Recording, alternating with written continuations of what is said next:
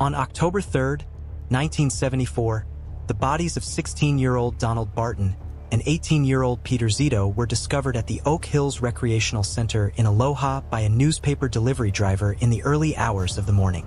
The residents of the peaceful neighborhood were left shaken and confused, struggling to understand the act of brutality that had occurred on their streets. The shock waves of the senseless crime reverberated throughout the city, and for years detectives were baffled as to who the culprit behind this act could be. Who could have killed these innocent teenage boys? What could be the reason behind this gruesome murder? Today, we'll delve into a case that remained unsolved for 48 long years until justice was finally served in 2022. Today, our story takes us to Aloha, an unincorporated community nestled between Beaverton and Hillsboro in Oregon. Despite being unincorporated, Aloha offers all the conveniences of a bustling city, including a post office, library, and schools. Golf enthusiasts can tee off at the prestigious Reserve Vineyards and Golf Club, known for its breathtaking views and top-notch facilities. Meanwhile, beer aficionados can head to the 649 Tap House and Bottle Shop to try out new brews from its selection of 20 taps of craft beer and kombucha. For gamers, Rainy Day Games offers a variety of children's games, strategy games, and disc golf products. But it was here in this sleepy community that a senseless act of violence took place in 1974. Donald Barton was born in 1959 in Aloha, an unincorporated community in Oregon. His mother's name was Irene Barton. He went to Aloha High School and used to live with his family. Barton was a great hockey player and used to play for his high school. Barton also used to work at bustling Black Angus restaurant part-time, and at night he worked at recreational center. Peter Zito was born in 1957 in Aloha. He was a student of Aloha High School. Zito too had an interest in ice hockey and used to practice it whenever he had time. Zito also used to work at the recreational center at night with Barton. Not much is known about his personal history, but an interview with his elder sister, Barbara Zito, sheds light on his personal life. According to those who knew him best, he used to cherish the simple joys of life. Zito was a gentle boy who had a deep affection for his 1956 Oldsmobile and the 4 feline members of his family. Though he had dropped out of Aloha High School and taken up a job as a dishwasher, he held on to aspirations of obtaining his diploma through Portland Community College. It's a reminder that, even in tragedy, there are stories of ordinary people with dreams and passions that deserve to be remembered. On the quiet evening of October 3, 1974, 2 boys, Donald Barton, who was 16 at the time, and Peter Zito Jr., who was 18, were working on Zito's 1956 Oldsmobile car at 2 a.m. in the Oak Hills Recreation Center parking lot. They had no idea that it would be their last night on Earth. As they tinkered with the engine of the car, an unknown assailant approached them and murdered them in cold blood by shooting them both. What should have been a routine night turned into a nightmare for the families and loved ones of these teenagers. The next morning, the horror was discovered by an Oregonian newspaper delivery driver who stumbled upon the crime scene. The bodies of the 2 boys lay lifeless, almost as if time had stood still. The senseless violence had robbed them of their youth, their dreams, and their future. The newspaper delivery driver, with shaking hands, called the police and reported what he had seen at the crime scene.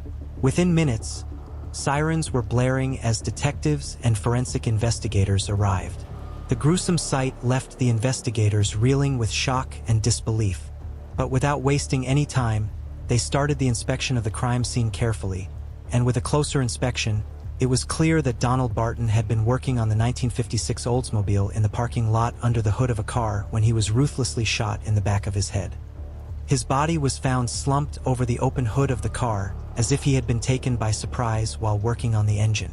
Next to the Oldsmobile lay the body of Peter Zito Jr., who likely got out from the back seat of the car to see what had happened to Donald and was shot in the forehead. He had been found lying on the ground next to the driver's door. The proximity of the 2 bodies suggested that the killer had struck without warning and that the victims had been unable to defend themselves against the attacker. After gathering all the information from the crime scene, the investigators then interviewed anyone who had been near the recreation center on the night of the murders. They followed up on every possible lead, no matter how insignificant it might have seemed. They asked everyone who lived nearby if there were any screams that they heard or any abnormal activity that they encountered on the night of the murder. The investigators worked tirelessly to gather any leads that could help them solve the case. They found that the teenage boys were shot in the head with a .22 caliber gun. As their investigation proceeded, they learned that Barton had a rivalry with a 17-year-old co-worker named Chris at the bustling Black Angus restaurant in Hillsborough. Nobody quite knew what the root of their feud was, but it was evident that there was tension in the air between the two of them. Despite Chris being the prime suspect in the minds of many, the police had to move carefully in their investigation because they knew they could not risk making any mistakes. Investigators thought Chris had a motive for the murder, but without any concrete evidence, they decided to pursue another suspect. During the investigation of the Oak Hill murders, a man came forward and informed the investigators that he had witnessed an assault on Joseph Amir Wilson at the recreation center on the night of the murder. Investigators believed that Wilson could have mistaken the boys for someone else and shot Zito and Barton in retaliation for the assault. The case of the Oak Hills double murder took a puzzling turn when Joseph Amir Wilson, who was 18 years old and also a student of Aloha High School, was arrested and charged with the brutal killings of Donald Barton and Peter Zito Jr. As investigators delved deeper into the case, they stumbled upon a cache of weapons and knives at the home of Wilson. More than 100 knives and an array of guns were found during a search of his residence. Among the weapons was a loaded .38 caliber gun hidden under Wilson's pillow. When investigators questioned him about the weapons, Wilson explained that they belonged to his late father. While his explanation was being investigated, all the guns were sent for testing, and it was revealed that none of the guns were a match for the one used in the brutal murders of Zito and Barton. The investigation continued as they tried to piece together the mystery of was responsible for the heinous crime. While Wilson vehemently denied any involvement in the crime, the investigators were not ready to release him and continued their investigation. The more investigators delved into the case, the more they began to question whether Wilson was truly guilty. As the case proceeded, Wilson's defense team presented a compelling argument that he was not responsible for the deaths of Barton and Zito Jr. The prosecution's case was built on circumstantial evidence and the fact that there was no direct proof linking Wilson to the crime. Despite the doubts and the lingering questions, Wilson was eventually released. Many people in the community were left with a sense of unease, wondering if the killer was still out there, walking amongst them. Initially, investigators had suspected Chris due to his tension with Barton at their workplace, bustling Black Angus restaurant in Hillsborough, but didn't interrogate him as he was under 18. They focused on Wilson, another suspect, but when he was found innocent, this brought their attention back to Chris. This time, they investigated Chris further. When Chris was arrested for theft, the investigators found a .22 caliber gun in his car, sparking new hope for a break in the case. The gun was then sent for testing to see if it was the same gun used in the murder of the two boys. Despite the promising lead, the gun could not be matched to the bullets at the crime scene, once again leaving investigators at a dead end. As the months turned into years, the case went cold and the families of the victims were left with no answers and no justice. The case remained unsolved, leaving everyone in the doubt of the truth about what happened on that fateful night and if it would ever come to light. The Washington County Sheriff's Office was determined to close this cold case and decided to reopen the investigation in 2022 and rerun ballistics of the .22 caliber gun that had been used to shoot the two innocent teenage boys, Barton and Zito. The detectives had suspected Chris back then, but they couldn't match the gun found in his possession to the murder scene. However, with advances in forensic technology with congruent matching cells technology, they finally confirmed that the same gun was used to commit both murders, and that it had a match in the system that had been used to carry out another murder in 1979. When police looked into the owner of who this gun was, they were shocked at the identity of the owner. It was none other than Chris, the teenager who police had suspected all those years ago. Investigators now took an in-depth look into where Chris was now to see what he had done in the years following the murders. Mark Allen Chris, finally identified as the culprit for the double murder case, was 65 years old now and was living in Aloha, the small community that was located 12 miles west of Portland. The story of the .22 caliber gun used during the murder of Donald Barton and Peter Zito Jr. took a dark turn when it was discovered that it had been used in another gruesome killing. In 1974, when Chris was released by the investigators as no match was found from the ballistics of the gun was returned to him, and he then carried it with him to the Fort Lewis United States Army base in Washington. It was there that Chris used the same weapon to murder his commanding officer, Sergeant Jacob Kim Brown, on October 8, 1979, almost 5 years to the date that Barton and Zito were killed. Chris shot his boss in the head 5 times over a petty argument, according to police reports. The cadet had damaged Brown's car, and instead of paying for repairs, he chose to take his life when they got into an argument. Was sentenced to 35 years in jail for the murder of Sergeant Brown. However, fate had a different plan for him. He was released after just 12 years on parole in 1988, a decision that did not sit well with the family of his victim.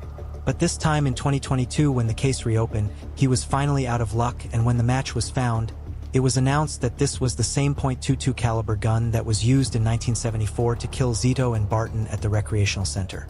Chris, who had been living in Aloha, a small community located 12 miles west of Portland, was arrested on November 2, 2022 and charged with 2 counts of second-degree murder. The news of his arrest sent shockwaves throughout the town, and people could not believe that justice had finally been served after all these years. The arrest of Chris and the confirmation of the gun match marked a historic moment, with the Bureau of Alcohol, Tobacco, Firearms and Explosives describing it as the oldest known match nationwide that they have ever confirmed. It was a long-awaited moment for the families of Donald Barton and Peter Zito Jr., who had waited for almost 5 decades for justice to be served. The reopening of this case and the arrest of the suspect was a testament to the hard work and dedication of the detectives who had never given up on bringing the killer to justice. It also gave hope to other families of victims of cold cases that justice may still be possible no matter how long it takes. The families of the victims have been waiting for this moment for decades, and their unwavering devotion to finding justice for their loved ones has finally paid off. The sheriff's office wanted to recognize their commitment and the courage it took to keep fighting for so many years. However, in their quest for justice, the sheriff's office inadvertently wronged an innocent man.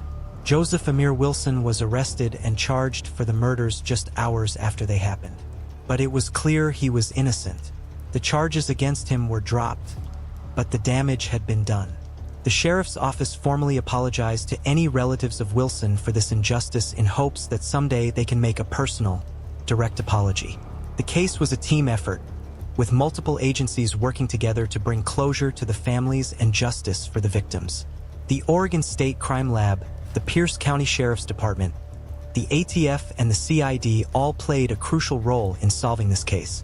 The sheriff's office hopes that the families of the victim can find peace now that the killer has been brought to justice.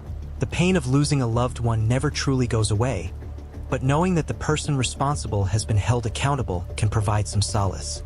In the news conference, Sheriff Pat Garrett stepped up to the podium, his eyes scanning the room until they fell on the families of the victims. His heart went out to them, knowing that their pain had been a constant companion for over 48 years. I want to acknowledge the loss of your loved ones many years ago and what you've had to endure waiting for today, he said, his voice firm yet sympathetic. One of the family members, Peter Zito's sister, Barbara Zito, couldn't help but remember her brother as the happy-go-lucky kid he was before his life was tragically cut short.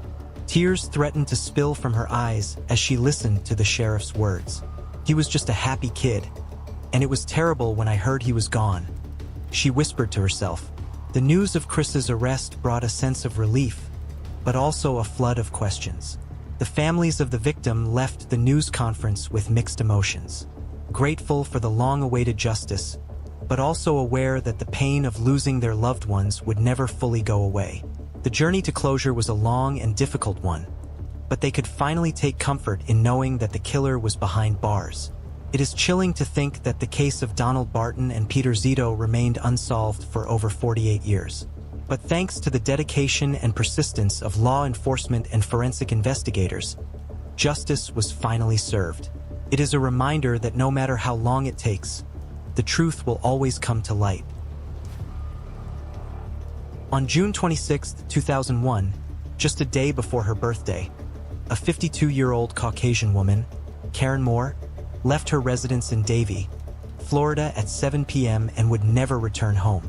The next day, her 8-year-old daughter Christina would come home from summer camp for her mother's birthday, but her mother would not be there to pick her up. Where could Karen have gone? Was there any foul play involved? Would she ever come back? These were questions that troubled Christina for 22 long years, until now. Today, we are looking at the 22-year-old cold case solved in 2023 by the depths of history. Davie, a homey suburban town in the Broward County of Florida, offers the comfort of a close-knit community and the vibrancy of Western-themed attractions. The evergreen sunshine, warm climate, and the proximity to beaches are attraction points for tourists as well as residents. It is famous for housing college students as Davie is the hub of multiple university campuses. Home to over 110,000 people, Davie provides abundant recreational activities, quality education, and neighborly living situations. And it is here in Davie that our case begins today. Thomas Stewart Moore and Olga Charlotte Moore were blessed with a baby girl on June 27, 1948. They named her Karen Elizabeth Moore. She also had a sister named Pam.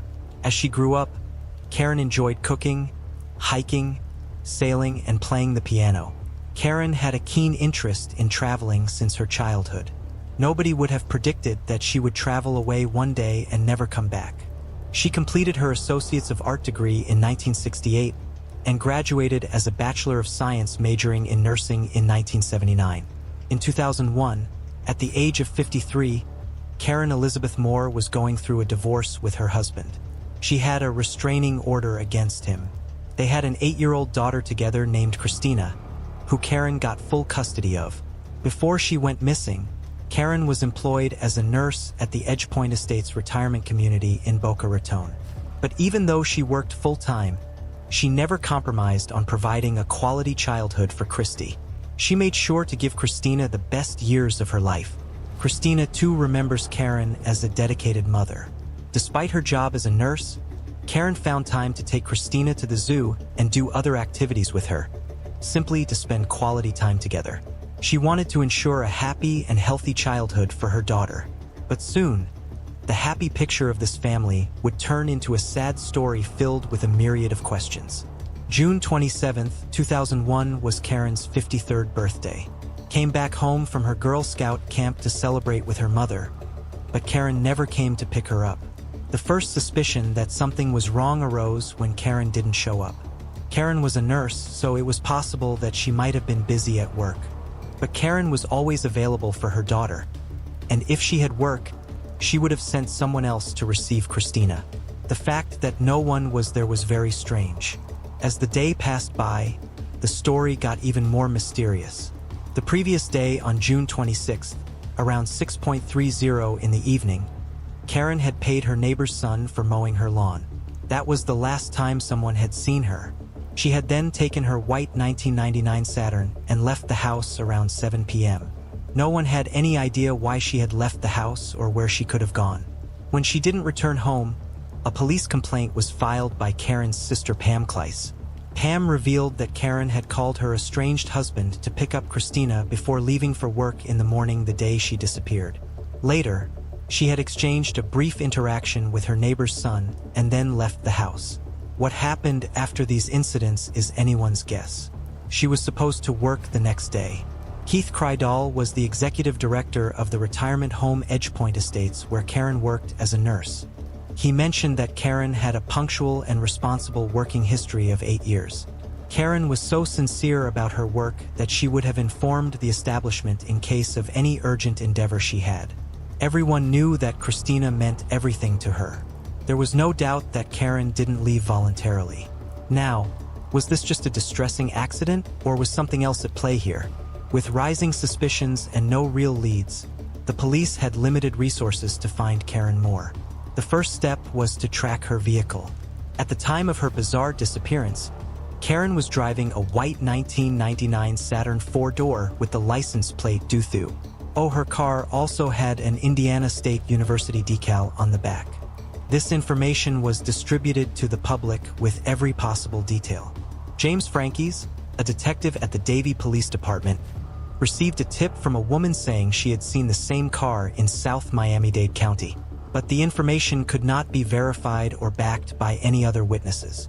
In a frantic effort to take the case forward, the police released a missing poster detailing Karen's physical appearance. The posters read that she had brown eyes, brown hair, and prescription glasses. Her height was listed as 5 feet 4 inches. With no success so far, the police were struggling for leads to find the whereabouts of Karen. The initial inspection of her house was enough of an indicator to anticipate bad news. All her clothing, luggage, and even her cell phone were found at home. A closer look at her house made it evident that there were no signs of forced entry or foul play. The detective suspected that Karen must have left the house voluntarily. However, what caused her to leave was still unclear. Frankies informed the public that the police were looking into the financial and telephone records of Karen Moore. The possibility of theft or robbery was immediately shunned when her bank account and credit card showed no activity. This also meant that Karen was in a bad state. After all, with all her necessary items still at home, she would have required cash to sustain herself. Her relatives requested the police department to search for Karen with a helicopter.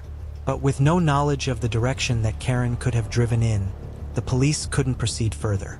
The Moore family and the entire police department released missing person posters with rewards, but Karen had completely vanished without any trace. Days turned into months and months turned into years, and Karen's family were left waiting for her to come home.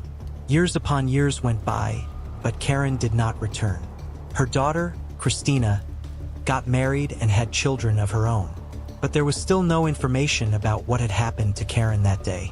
January 6, 2023 was the day when Brian Lockhart, a scuba diver and the owner of the YouTube channel Depths of History, accompanied Michael Rodriguez and Mike Sullivan, heading the Sunshine State sonar team in searching the local water bodies in Broward County.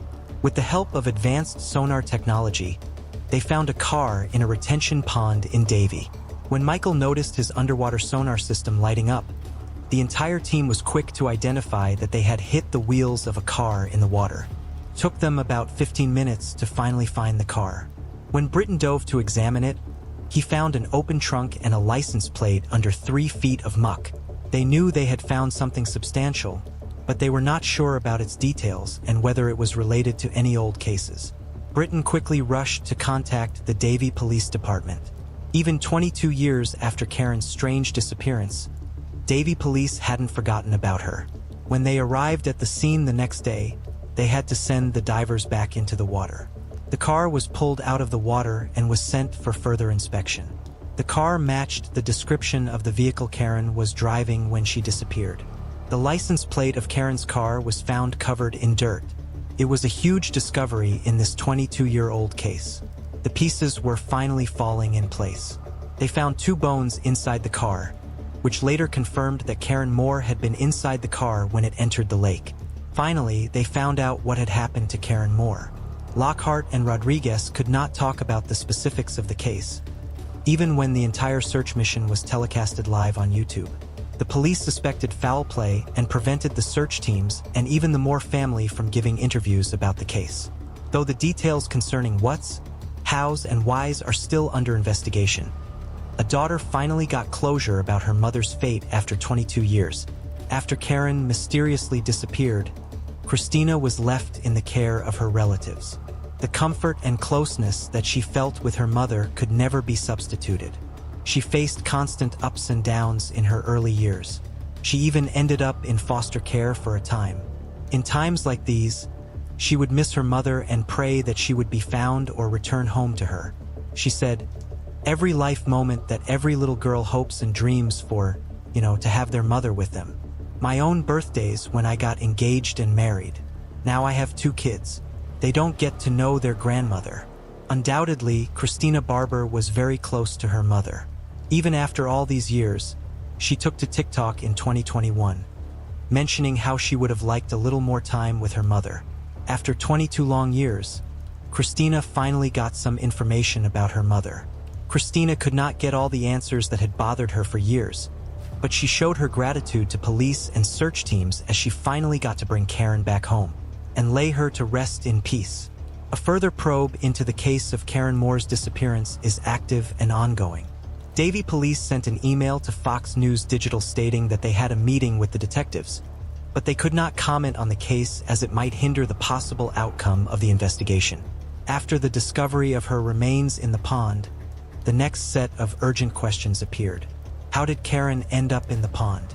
If the police's suspicions are right, what was the motive behind this crime? Who was responsible for the 22 years of agony for Christina and the whole Moore family? Now that Karen has returned home after 22 years, all hope is not lost in her case. The dedication of the police department and the technological advancement in sonar systems resulted in a partial success.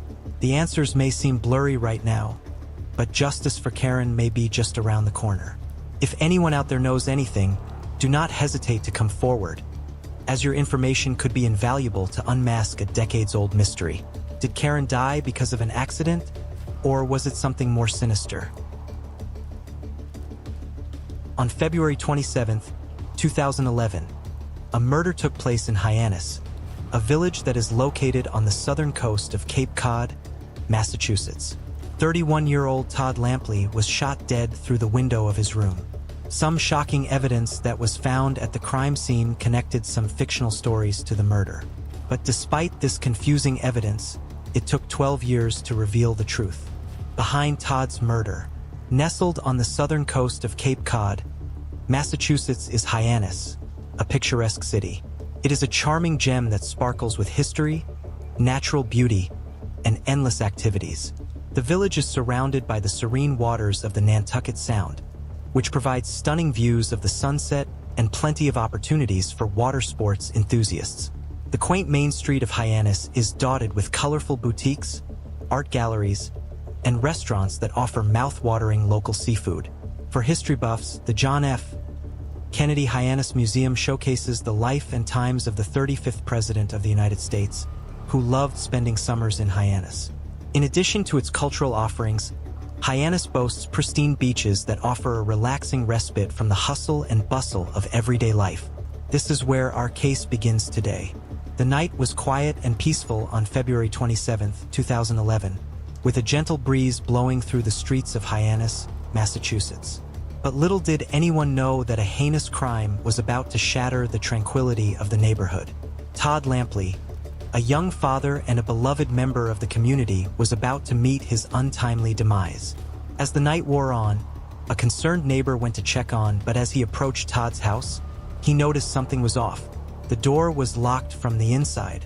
The neighbor's suspicions were raised, and he quickly contacted the authorities. When they arrived, what they found was a scene of horror.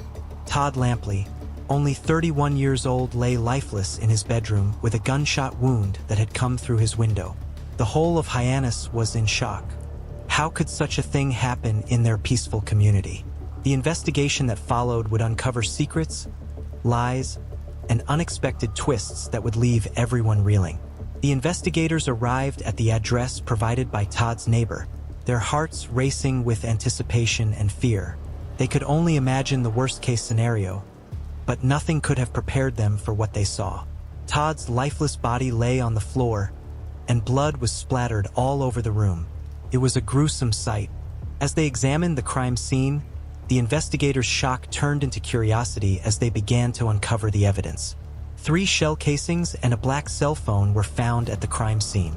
It was obvious that Todd was mercilessly gunned down from the outside of his window.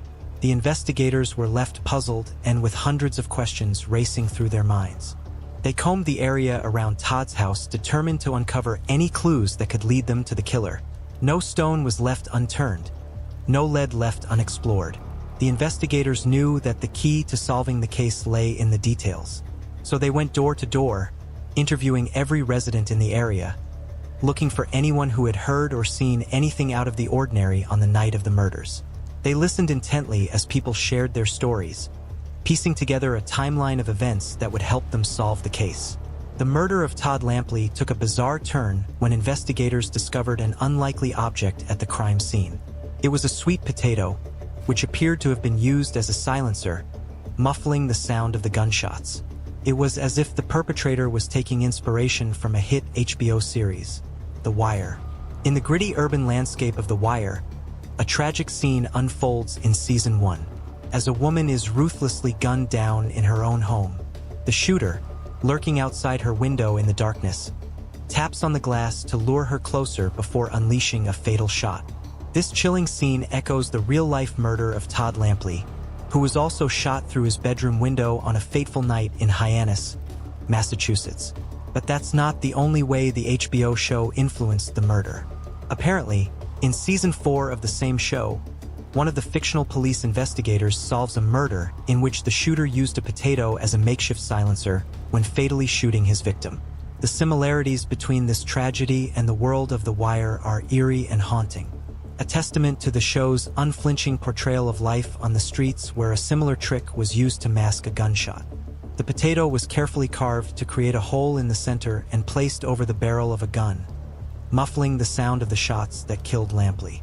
To add to the intrigue, the cell phone found at the scene of the shooting was registered under the name of one of the show's characters, Marlo Stanfield.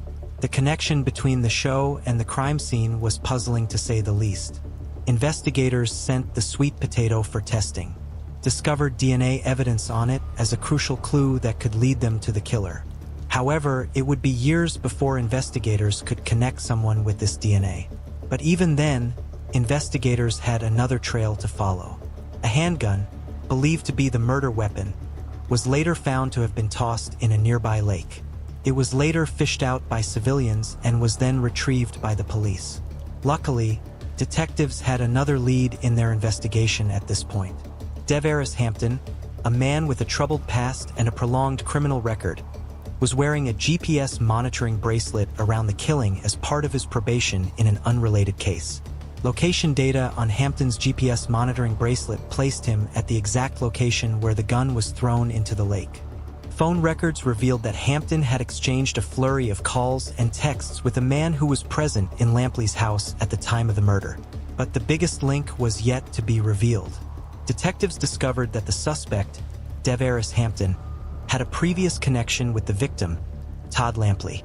Hampton testified in court that Lampley was involved in the July 2007 murder of Jacques Sellers in the same neighborhood. Interestingly, Jacques was also murdered in the same manner, a gunshot through the window. It's as if Hampton was leaving a trail of breadcrumbs for investigators to follow. With every lead pointing to him, it was only a matter of time before justice was served. The web of lies and deception that Hampton had spun around himself was slowly unraveling. Yet he remained tight-lipped and refused to answer anything about the Todd Lampley case during questioning after getting arrested in an unrelated case just a few days after the shooting. It was a frustrating roadblock, but the investigators didn't give up. They were determined to get to the bottom of the case, no matter what it took. Years of painstaking work finally paid off when DNA evidence connected the murder to Hampton. In 2016, authorities obtained a DNA swab from Hampton without his knowledge by collecting some of his phlegm that he spit into a puddle. When the results came back, they were conclusive. The DNA on the sweet potato matched that of Hampton's spit. It was a breakthrough moment in the case. The puzzle was finally coming together. But despite this damning evidence, it still took 7 years to finally apprehend Devaris Hampton. On February 24, 2023, now 40-year-old Hampton was taken into custody and charged with 1 count each of murder and assault and battery with a dangerous weapon for the fatal shooting of 31-year-old Todd Lampley. Authorities, however, declined to comment on what caused the delay. In a courtroom filled with tension and uncertainty, Hampton made his first appearance before a judge in Barnstable District Court on February 27, 2023, exactly 12 years after the fatal shooting. With a stern expression on his face, he firmly declared his innocence by pleading not guilty to the charges against him. Despite the gravity of the situation, Hampton remained composed and resolute, knowing that the legal battle ahead of him would be a long and arduous one. The courtroom fell silent as the judge set his next court date for April 5, 2023. The case of Todd Lampley's murder might have come to a conclusion and the suspect has been identified, but the investigation is far from finished. Assistant District Attorney Russell Ennis has remained tight-lipped about the delay in the case, only stating that the evidence has been assessed. Meanwhile, Hampton's court-appointed attorney, Edward Fogarty, has promised a vigorous defense and expressed confidence in his client's innocence. For more than 20 years, the case of Army Private Amanda Gonzalez, who was only 19 and pregnant when she was found strangled in her barracks on November 3, 2001, has remained unsolved. Despite efforts to find her killer, the trail had gone cold for many years. Who could potentially be responsible for the murder of an Army private? Was it someone from her barracks or an outsider? During the Cold War, Hanau, Germany was developed into a significant United States Army aviation center, referred to as Fliegerhorst Army Airfield. In 1952, various construction ventures were initiated to re-establish the airfield's military identity. These initiatives included the construction of barracks, hangars, administrative buildings, and other facilities necessary to support the military personnel and their aircraft. As a result, Hanau became an essential facility for the U.S. military during the Cold War. Amanda was born on December 8, 1981 in Hearne, Robertson County, Texas to her parents, Gloria and Santos Gonzalez.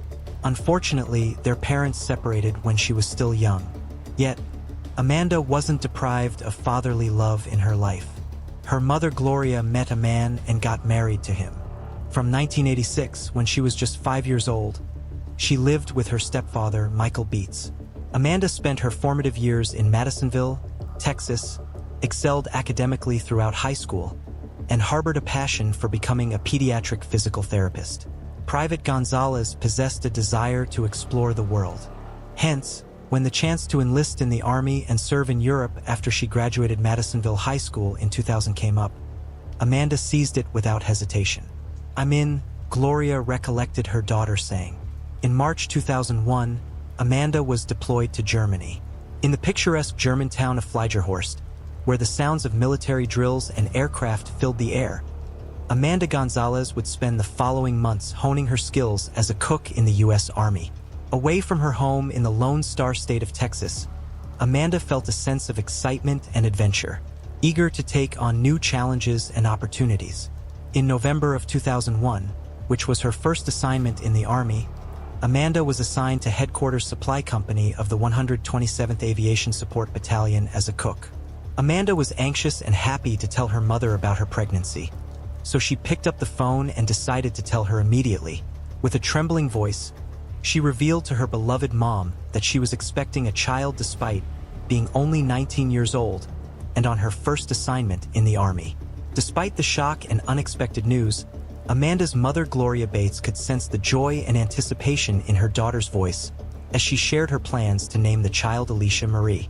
As Amanda navigated the challenges of being a young pregnant soldier in a foreign land, she knew that the love and support of her family back home would be her guiding light. And so, with a heart full of hope and determination, Amanda embraced this new chapter in her life, ready to face whatever lay ahead with courage and resilience. As Miss Bates also mentioned, Private Gonzalez made the most of her leisure time by exploring German castles and taking a road trip to Paris with her friend.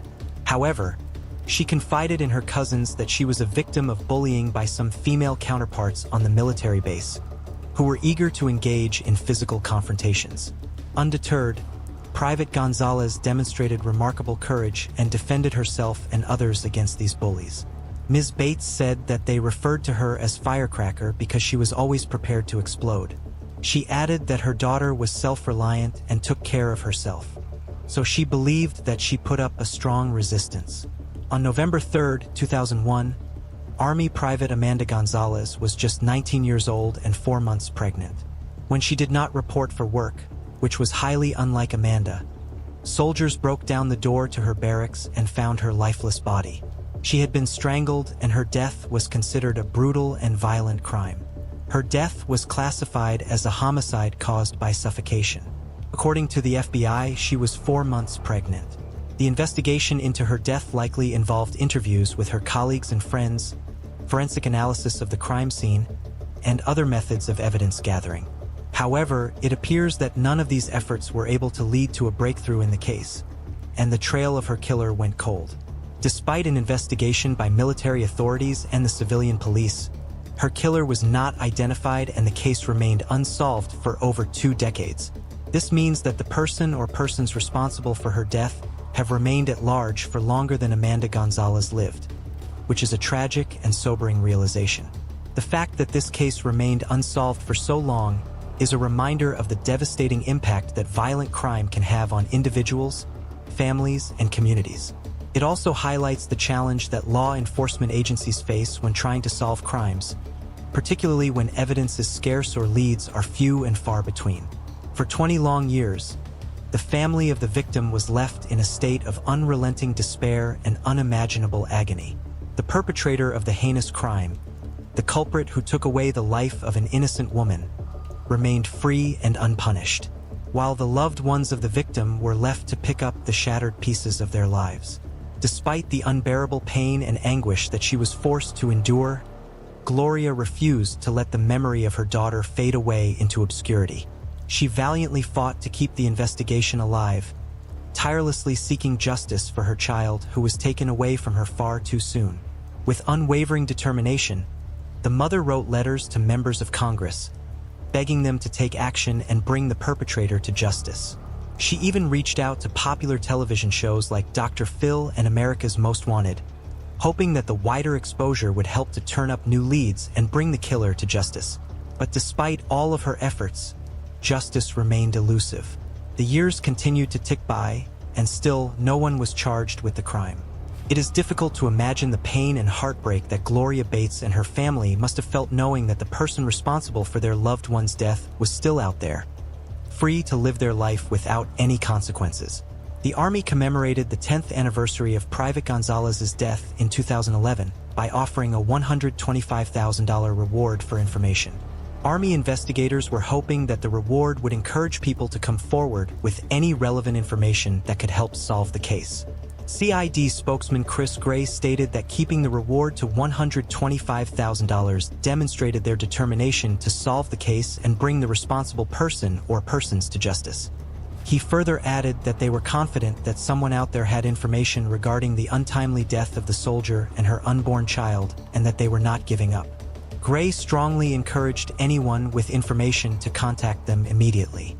Despite the offered reward, no progress was made in solving the case. It remains unsolved or cold.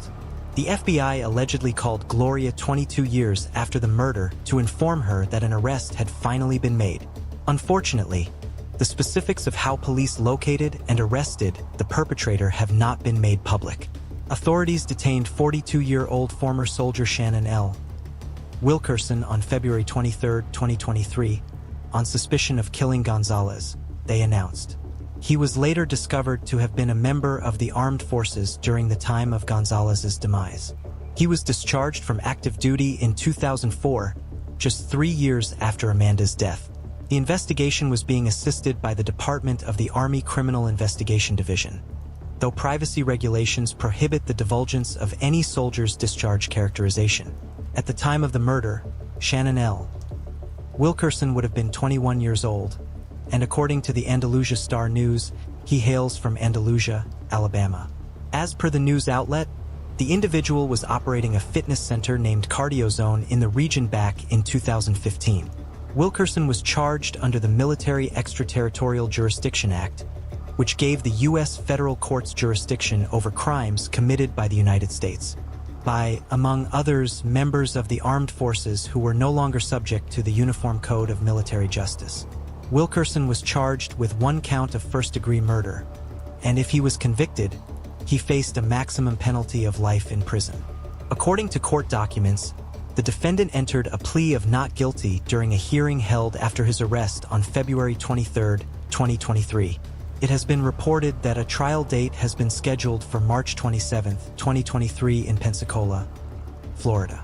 Ms. Bates, the mother of Amanda Gonzalez, has been informed by investigators that DNA evidence is being examined in the case, although it is unclear whether DNA evidence has linked Mr. Wilkerson to the crime.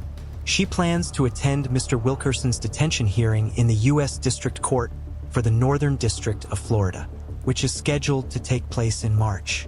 as the investigation into the untimely demise of the victim continues, the diligent efforts of the Federal Bureau of Investigation remain steadfast. Despite their tireless work, the motive behind the gruesome killing remains shrouded in mystery, leaving the authorities unable to provide any conclusive details at this time. However, the seasoned professionals at the FBI refuse to relent, and are leaving no stone unturned in their pursuit of justice for the victim and closure for their loved ones. The principle of innocent until proven guilty is a cornerstone of justice, and rightly so. However, for the family of a victim, it can be difficult to accept this principle when they feel that their loved one's perpetrator has yet to face justice. While it is important to respect the legal process, it is also understandable that the family yearns for closure and justice for their loss. Ultimately, we must strive for a balance between the principle of justice and compassion for those affected by crime. Shelley and Warner. At the age of 15, Shelley and Warner resided in Mishawaka, Indiana with her mother, Kathleen Warner. She attended Mishawaka High School, participated in athletics, and played in the band. She said goodbye to her mother on June 16, 1980, and drove her 1973 orange Volkswagen just 2 kilometers away to Wilt's store. But she never made it back home as the day wore on. Concerned, her mother called the police. At first, the police believed she might be a missing person or a runaway. However, the case took a terrifying turn as the clock approached the 24-hour mark. The investigators changed their approach and classified the case as potentially abduction. Officers raced to the Wilt supermarket and began questioning staff members who could clearly recall Shelley and making a 1:30 p.m. grocery purchase the day before. Witnesses described Shelley and's disappearance from the business in a disturbing way.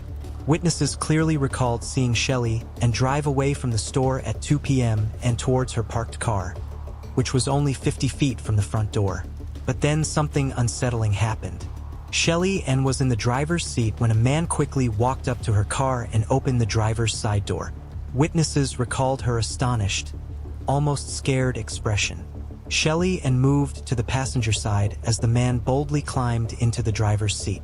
Sadly, the witnesses were unable to determine whether or not he was carrying a firearm because he had his back to them.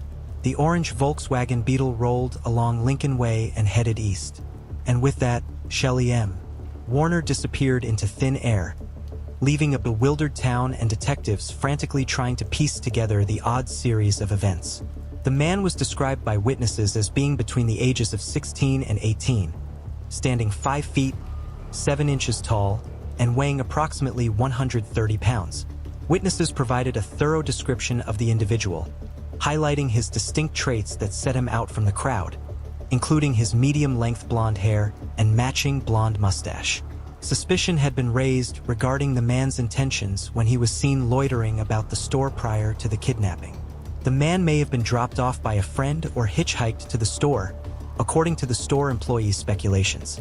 Crime Stoppers, law enforcement, and Michiana painstakingly recreated the scene, publishing a suspect sketch in the hopes of eliciting information.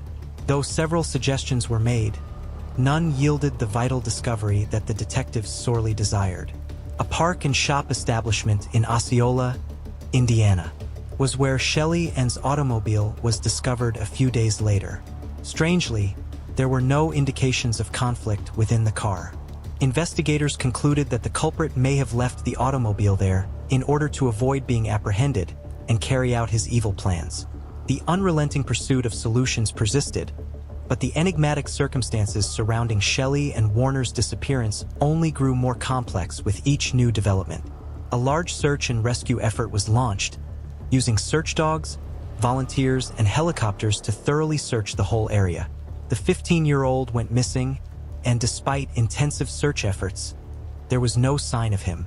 10 excruciating days later, 2 females strolling through a forest discovered a depressing and gloomy scene. They discovered a crumbling sadly. It was determined that Shelley Warner, the missing adolescent, was the owner of the lifeless body. Her body was left in a valley, half-clothed. The forensic analysis exposed a terrifying reality. Twice, Shelley had been brutally shot at close range. Her body had been severely damaged by one shot, and her head had been punctured by another. Kathleen Warner, the girl's mother, lost all hope when she learned of the horrific murder that had taken the life of a lively little child. According to autopsy results, Shelly Ann's body was abandoned about 7 to 10 days prior to her unfortunate discovery. Law enforcement believed the horrific nature of the murder might have been inspired by the urge to sexually abuse her, even though the body was in a well-advanced condition of decomposition. Police questioned multiple suspects and relentlessly followed up on several leads. They experimented with non-traditional techniques, going so far as to use hypnosis to elicit further information about Shelly and Warner's kidnapping and tragic death. These attempts, however, produced no significant results, and the case finally fizzled out. Finally, decades later, a reluctant witness came forward motivated by a sense of duty and the bravery to speak up. This person named 3 people connected to Shelly Ann's case. According to detectives, the witness waited until 2 of the suspects had died before speaking out, because they were originally afraid of taking revenge on their family, even though the 3rd suspect had disappeared over time and the other 2 had already died. This new information gave rise to new hopes for justice. Fairness. This information gave detectives a new lease on life, and they decided to reopen the case with the intention of bringing Shelly and Warner's story to life. Investigators discovered other witnesses and a wealth of fresh evidence as the investigation went on, all of which strongly corroborated the witnesses' first account. The case's credibility was increased by the growing body of evidence. While conducting their investigations, the investigators came across a shocking finding. As of 2018, the 3rd suspect who had previously disappeared was officially dead. Additionally, 2 suspects had died, one in 2001 and another in 2010. Cold case team member Dave Dossman underlined how the suspect's death led to a significant witness coming forward and providing vital information. The St. Joseph County Prosecutor's Office declared the evidence against the 3 suspects to be conclusive in 2023, after carefully reviewing all of the statements and evidence that had been collected. However, officials were unable to press charges against the 3 suspects because they had all died. Since no charges could be brought against the accused, their names were never made public. Following the conclusion of the inquiry, law enforcement officials revealed that Warner's assault was not an isolated incident.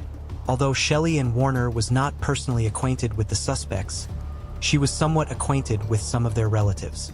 Dossman's admission confirmed a harsh reality. Though it wasn't immediately clear, Shelly and Warner knew the suspects. Dossman clarified the relationship by saying that she would have known who these individuals were and vice versa. The chief detective revealed the sobering truth about the reasons for the delays as he thought back on the protracted inquiry. The perpetrator's intimidation and threats against possible witnesses halted the investigation. They scared not just the witnesses, but also their relatives. The case was reluctantly terminated after an agonizing 43 years, despite the fact that the culprits were never brought before the scales of justice. For the family, not even time has provided them closure. Shelly Ann's sister is the only surviving link to a tragic history after her parents passed away. Although her sister took solace in the case's eventual resolution, the unfulfilled justice and lack of recognizable DNA on the evidence delivered to the lab acted as a somber reminder of what could never be recovered. If Shelly and Warner's wonderful life hadn't been taken so violently, she would have turned 58 today. This terrible tale concludes without justice being served, leaving a legacy of unresolved issues and a yearning for what may have been. Moving on to the next case.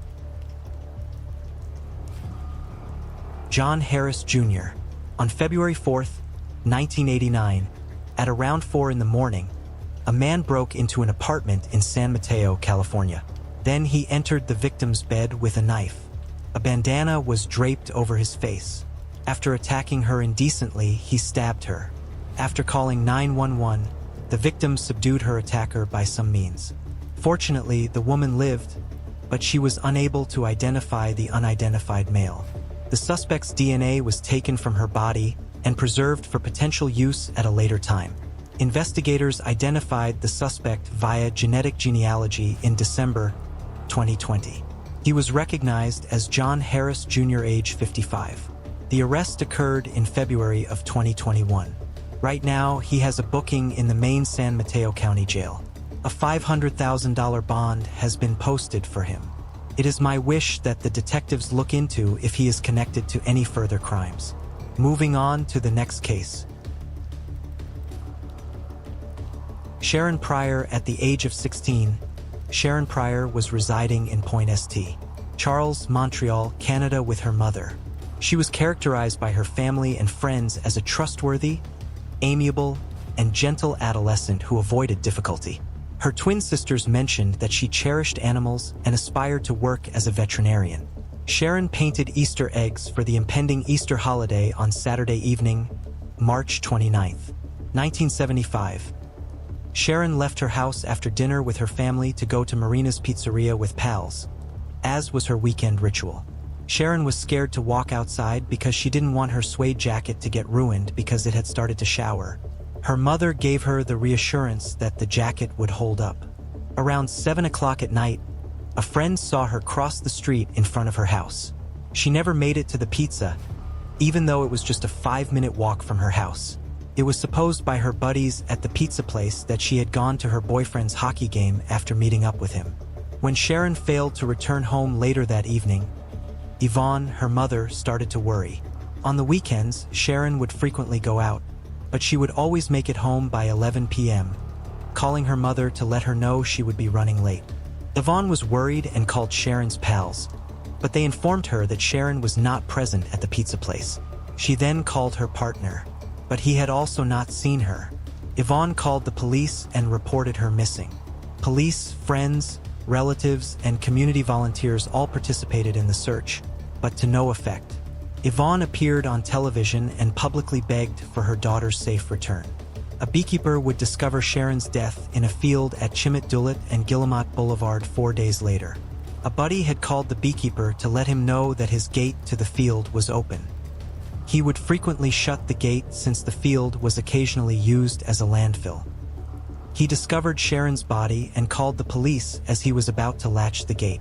Sharon had been killed by beatings and sexual assault. She was discovered with her shoes, socks, sweater, and suede jacket on. Her underwear was discovered on a neighboring limb, and her jeans were discovered a short distance away. According to an autopsy, Sharon passed away about 20 hours before her body was discovered. Before she was killed, it is thought that she had been held captive for 3 days. Because Sharon was found clutching branches in her hands, police also thought that she might have been alive when her body was discarded in the field. About 15 feet from the crime scene, authorities discovered a tire truck, which may indicate that she was carried in a car before being dumped. Additionally, police discovered a size 8.5 shoe print next to the gate, indicating that a smaller individual may have been involved. At the crime site, police discovered a guy's shirt that had been used to restrain Sharon. The man appeared to be of a bigger build, weighing approximately 90 kilograms or approximately 200 pounds and perhaps standing around 6 feet tall. Police questioned if there were 2 suspects in the murder. From the crime site, DNA might be recovered by the police. A sliver of duct tape hanging from Sharon's hair gave the impression that she had been choked. Police conducted an inquiry and found that a woman had been attacked with a knife in the same area around 7 p.m. the night before Sharon vanished.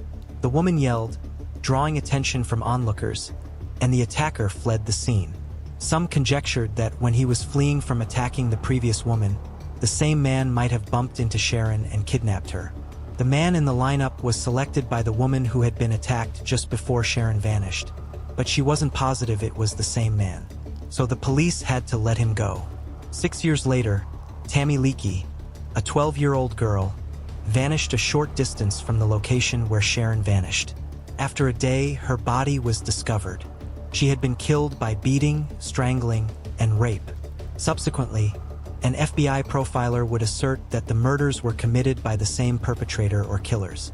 For a long time, it was impossible to get a full DNA profile from the clothes discovered at the crime scene.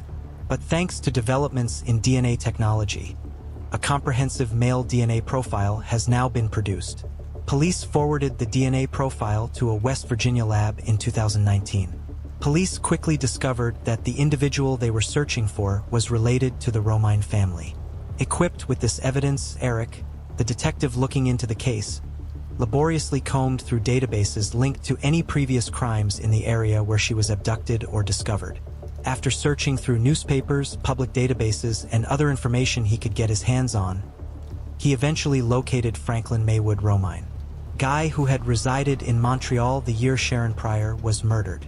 Franklin and Sharon were barely 9 kilometers apart or less than 6 miles apart. Moreover, Franklin's physical attributes corresponded with the person who had made an attempt to kidnap the 23-year-old on Wellington Street. The investigator also found out that Franklin had driven a dark red Rambler with tires that were identical to the ones that left a tire print at the scene of Sharon's death. Franklin had a lengthy criminal history, both in the US and Canada. In 1964, he was imprisoned in a penitentiary in West Virginia for an unrelated offense. He had fled the prison in 1967 and relocated to Canada, but in just 2 years, he had also accrued a criminal record there. He was taken into custody in 1974 in Parkersburg, West Virginia, after breaking into a home and assaulting a woman. 2 months after being freed on a $25,100 bond, he absconded once more, this time to Canada. He would go on to murder Sharon Pryor a few months later. Shortly after Sharon Pryor was killed in 1975, Franklin Romine was captured by Canadian border guards and extradited back to West Virginia. He was sentenced to 5 to 10 years in prison there for the sexual assault he had committed in the Parkersburg case. Franklin was never thought to be a suspect in the Sharon Pryor case. Sadly, he was never charged since he died in Canada in 1982, not long after being freed from prison in connection with the Parkersburg case. But authorities haven't been able to track down a death certificate that would have revealed more information about how he passed away. When his body was excavated in April 2023, it was discovered that his DNA exactly matched the DNA found at the Sharon Pryor murder scene. Sharon's mother, Yvonne Pryor, is currently 80 years old and still resides in Canada. Her whole life, she has been looking for her daughter's killer. The family expressed gratitude to the authorities on both sides of the border, citing what they called the miracle of science in locating the teen's killer. Maureen, Sharon's sister, encapsulates the family's viewpoint on this now closed issue. Even if you might not have returned to our home or Congregation Street that particular weekend, you have remained in our hearts and never will. Sharon, you are loved by us. May you now find true serenity and rest. Moving on to the next case. Diana.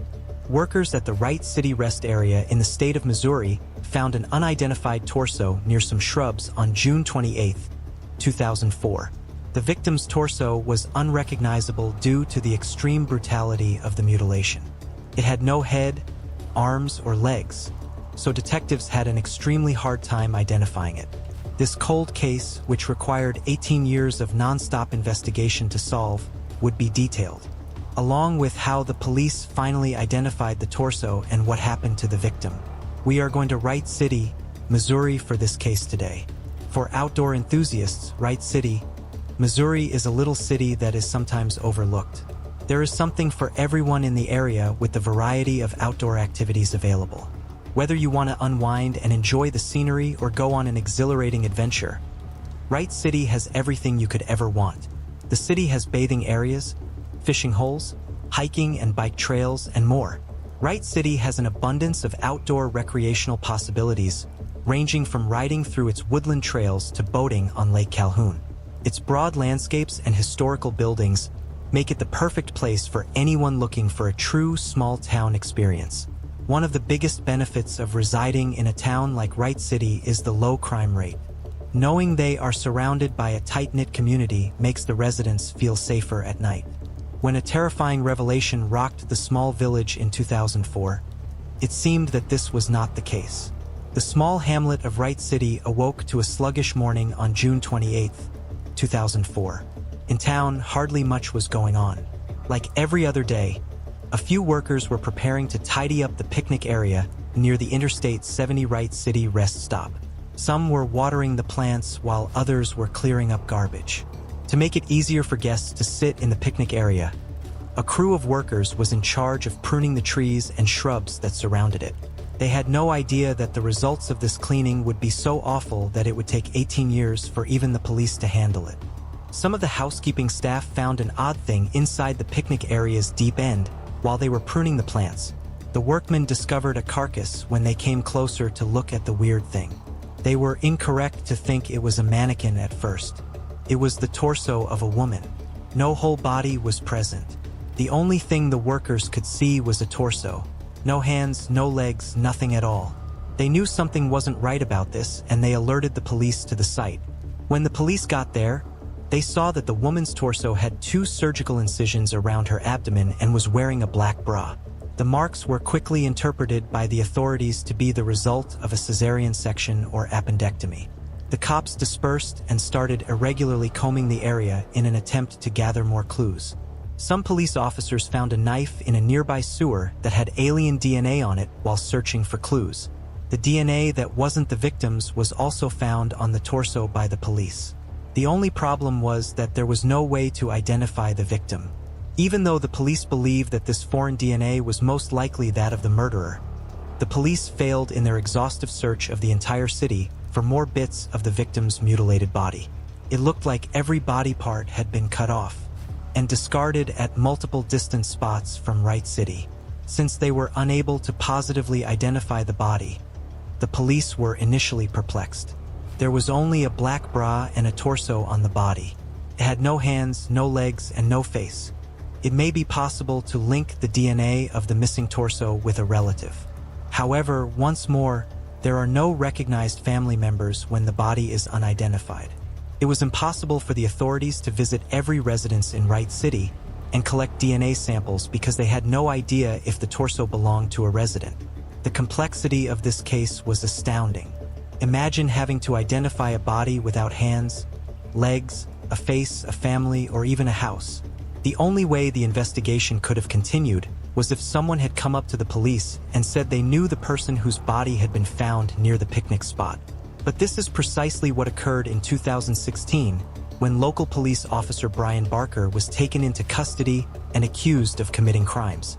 Brian Barker acknowledged to the authorities that he had reported his sister missing in 2006, but that the incident had never been looked into while he was being held by the police.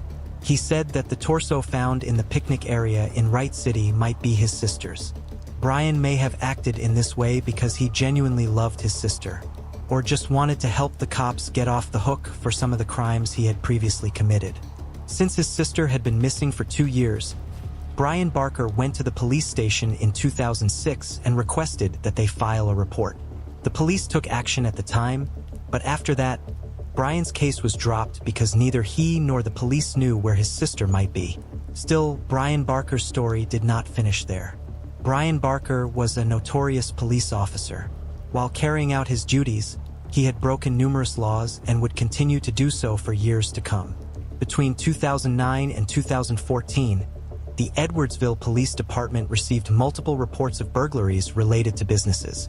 The average number of these complaints was close to 24 every year. To make a long tale short, following Brian Barker's imprisonment, the number of complaints decreased to around 6 each year. It was because Brian was a thug in addition to being a dishonest police officer. His trick was to show his police credentials and threaten people while he was robbing or stealing. He was accused of stealing weapons, valuables, and breaking into houses nearby. The court sentenced 43-year-old Brian Barker to 40 years in prison for his offenses. In order to try to have his sentence lowered, Barker may have benefited from aiding the authorities with the unidentified torso investigation. For 10 years, the case remained unsolved due to a lack of clues to identify the found torso. Lieutenant Matt Schmutz of the Warren County Sheriff's Office revived the case later in 2014. And in 2016, investigators chose to give Brian Barker more time. They made an effort to match the torso with his DNA sample. The samples did not match, despite Brian's insistence that the torso belonged to his sister, and the authorities started to think he was lying to get a less sentence. Brian insisted that his DNA be tested again, and so it was, along with samples from other family members. Again, a new sample of DNA was obtained from the torso and sent for examination. DNA sampling is an extremely difficult procedure. The DNA of a father and his daughters might not match, but the father's and the niece's did. This was what had happened to Brian's DNA samples before. They had not matched the torsos before, but the match was made when other family members gave their samples. After multiple attempts to compare the DNA samples of the family members, Ashley Kinnear, Brian's sister's daughter, yielded the most meaningful matches.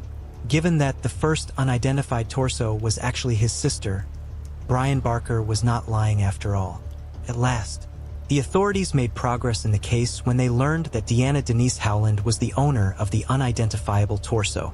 Following this revelation, a further significant problem surfaced. Deanna did not have a single surname or known home address.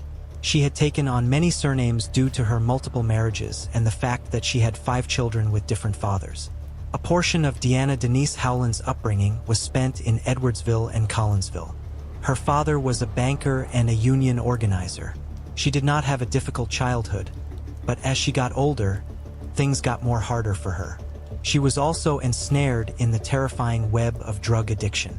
Diana eventually became one of those family members who left the house too often and frequently never comes back as time went on. Because she was an addict and drug dealers got more expensive as police stations spread around the country, she was unable to maintain herself. Diana seemed doomed for a life of hardship. She knew she would never be able to support her family, so she never stayed with them.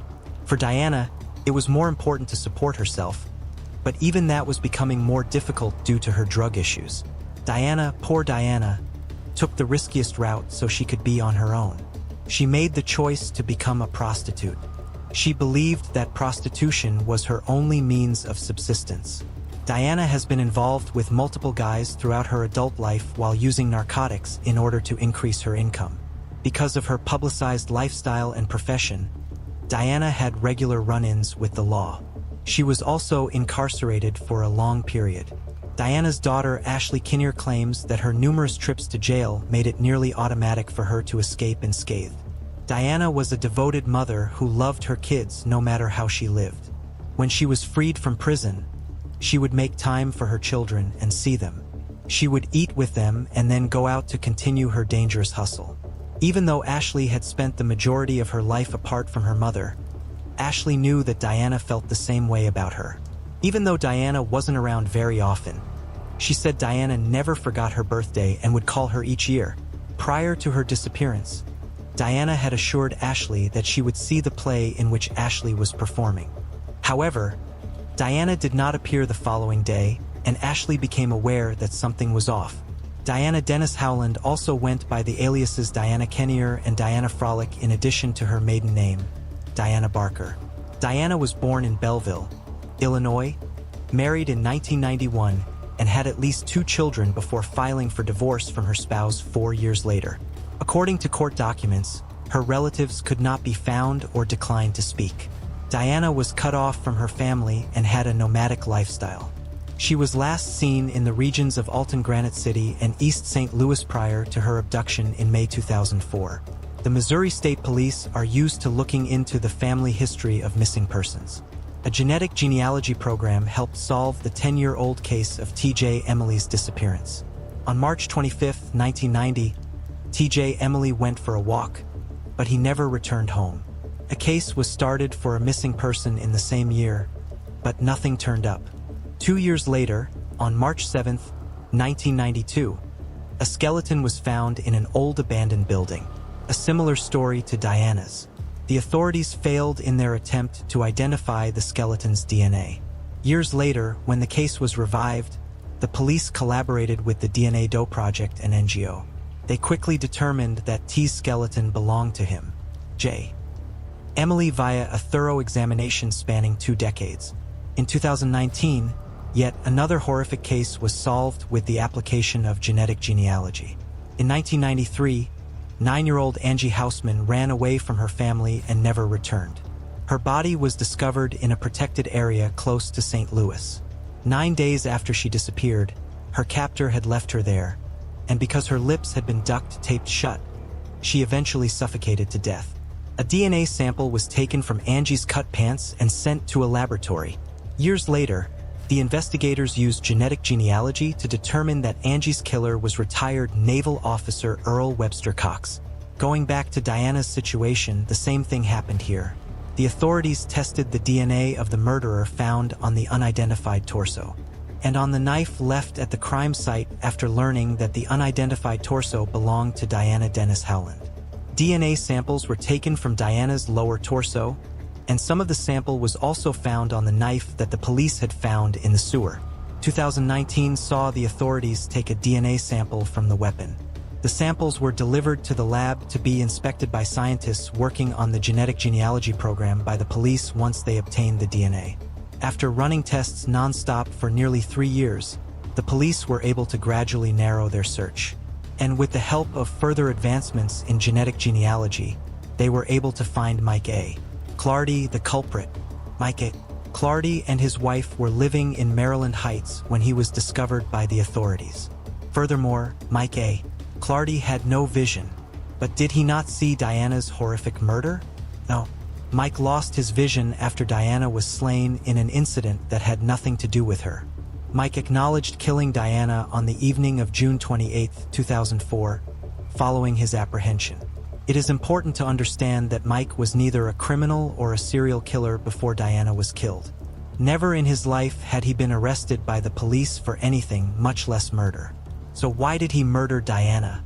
Mike's account of what happened is that Diana, a prostitute at the time, frequently visited Mike's house on the 3500 block of Dixie Drive in St. and Mike would frequently bring her male clients. But on June 26, 2004, on one of Diana's trips, Mike and Diana got into a quarrel in the evening. The dispute surpassed all rational boundaries and Mike's fury caused him to go insane. Mike ultimately killed Diana and dismembered her body. Parts 1 and 2 were dumped at the appropriate city rest area, while the remaining pieces were dispersed over Warren and St. Louis counties. The authorities never found Diana's other body parts, despite their best efforts. Mike's family and neighbors were taken aback by his arrest and confession. Mike's neighbors couldn't possibly witness him in this situation. They were unaware that the 63-year-old blind guy would be behind such a horrific murder. Mike has been given a $1 million bond by the judge, and he will most certainly serve a life term. Diana's family story is undoubtedly a tragic one. Even more tragically, most of her family stopped thinking about her as soon as she disappeared, never realizing what terrible fate had befallen her. Her daughter Ashley Kenya will always remember her mother Diana and how much she loved her, even though society often links drug addicts and prostitutes with these negative connotations. Ashley was enraged when Diana's killer was eventually found and taken into custody. After nearly 2 decades, Ashley, at least, was able to find closure. Justice had finally been served, all thanks to the relentless efforts of law enforcement and forensic experts who never gave up on this case. While it couldn't bring Diana back or make her love for her kids whole again, it can serve as a message to all killers that their crimes will never go unpunished and that they will always have to face the consequences of their actions. Cindy Ann Blazek was born on February 3, 1962 to James and Jean in Rosetown, Saskatchewan. Youngest of 4 on a cattle and grain farm, book smart, steady, the kid who'd volunteer before you finished asking. In high school, she did it all. Honors, cheerleading, candy striping. Summers in university, she was a care aide at the seniors' home. Families told her parents their loved ones were calmer after Cindy's visits.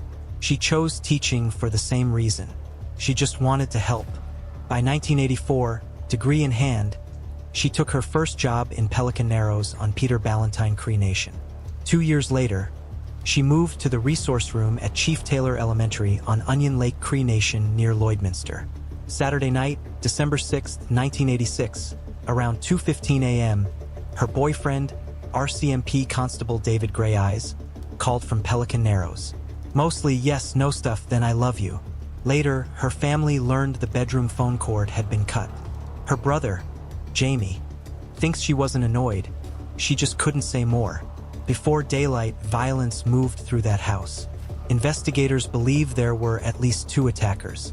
It started in the master bedroom, dragged down the hall, into the kitchen, into the living room. Broad smears on the walls, blood through the carpet and underlay into the linoleum. Cindy fought hard. Deep defensive cuts on every finger of her right hand, 2 on her left. The pathologist counted 13 stab wounds, 11 to the neck, an artery severed, no smoke in her lungs. No seminal evidence. Afterwards, someone set the house on fire. Around 3 p.m. Sunday, December 7th, firefighters and police found her inside. She was 24. Police charged two people, 22-year-old Braun Oliver Perry and a 17-year-old from Lloydminster. A jury first found Perry guilty, but that verdict got tossed because jurors saw material they shouldn't have. The case moved, new trial, June 1988, acquittal. The judge said the proof wasn't there and criticized a photo lineup. That same year, the youth was tried and acquitted too. Again, not enough to convict. 2 courts, 2 acquittals, no one held to account. What the scene still says is simple and awful. A long fight through the home, injuries that prove she fought. Medical findings that put death before the fire. The Blazicks didn't go quiet.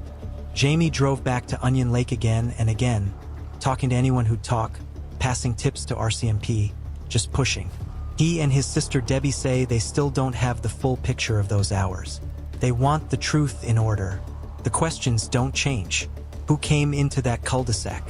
After she was killed, her mom created the Cindy Blazick Memorial Award for the most improved grade 4 resource room student at Onion Lake and presented the first one with Jamie. One recipient, Priscilla Horse, was murdered in 1997. Another loss in the same community Cindy chose to serve.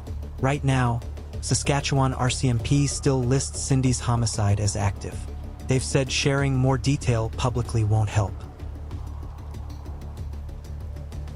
John Eva Carice was born on February 18, 1958. By 43, she was an Indigenous mother of 3 from Kirkland Lake, Ontario.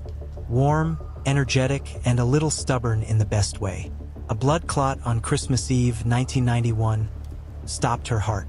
She survived, but the brain injury that followed wrecked her short-term memory. Families say she became childlike at times, repeating herself, losing track, needing someone close by. She still talked about becoming a welder. Mostly she just wanted to be with her kids. After she got sick, her husband tried to care for her. It was a lot. 2 young children, 4 and 2, and a partner who suddenly needed round-the-clock help. With guidance from their family doctor, the decision was made to place her at North Bay Psychiatric Hospital about 3 hours away, so she'd be safe and watched. Dawn moved in during the early 90s and stayed until 2001. Staff remembered her as witty and friendly and always planning to get back to her children. She even gave herself a nickname, the Running Bear. The hospital kept her own close observation, but she still slipped away. Between 1997 and 2001, she left 9 times.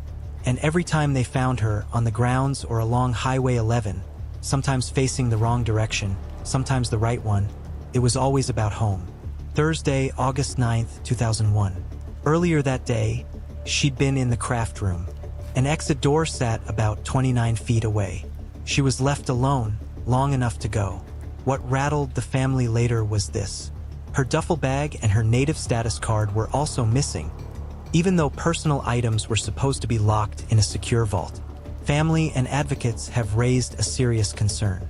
A staff member, later convicted in an unrelated homicide case, had access to the secure vault where Dawn's status card was kept. Dawn wouldn't have had access to that room, yet her card vanished the same day she did. Staff didn't call police until the next day. About 16 hours later, Dawn and those belongings were never found. Her case sits inside a larger troubling pattern. She was one of 6 patients who vanished from that hospital between 1966 and 2010. Former staff have described a place stretched thin, too many patients, not enough staff, and record-keeping that left gaps you could fall through. The hospital opened in 1952, closed in 2011, and the buildings were demolished in 2013. Answers didn't come down with the walls. People did try. North Bay Police interviewed staff, family, and friends. Alerts went out to other agencies and to the public. A couple of tips surfaced early, but nothing stuck. Police haven't declared foul play in Dawn's case, and they haven't ruled it out either. Maybe she got lost in the woods by the property. Maybe she caught a ride and something went wrong. Maybe she checked in somewhere under her own name and privacy rules kept anyone from connecting the dots. Her daughter Sandra kept digging. Through her own research, she learned a man, someone she considers a person of interest, visited her mom around 11 a.m. that morning. At the time, she was told he was still an inpatient. Later, she learned he was actually living in the community and could come and go.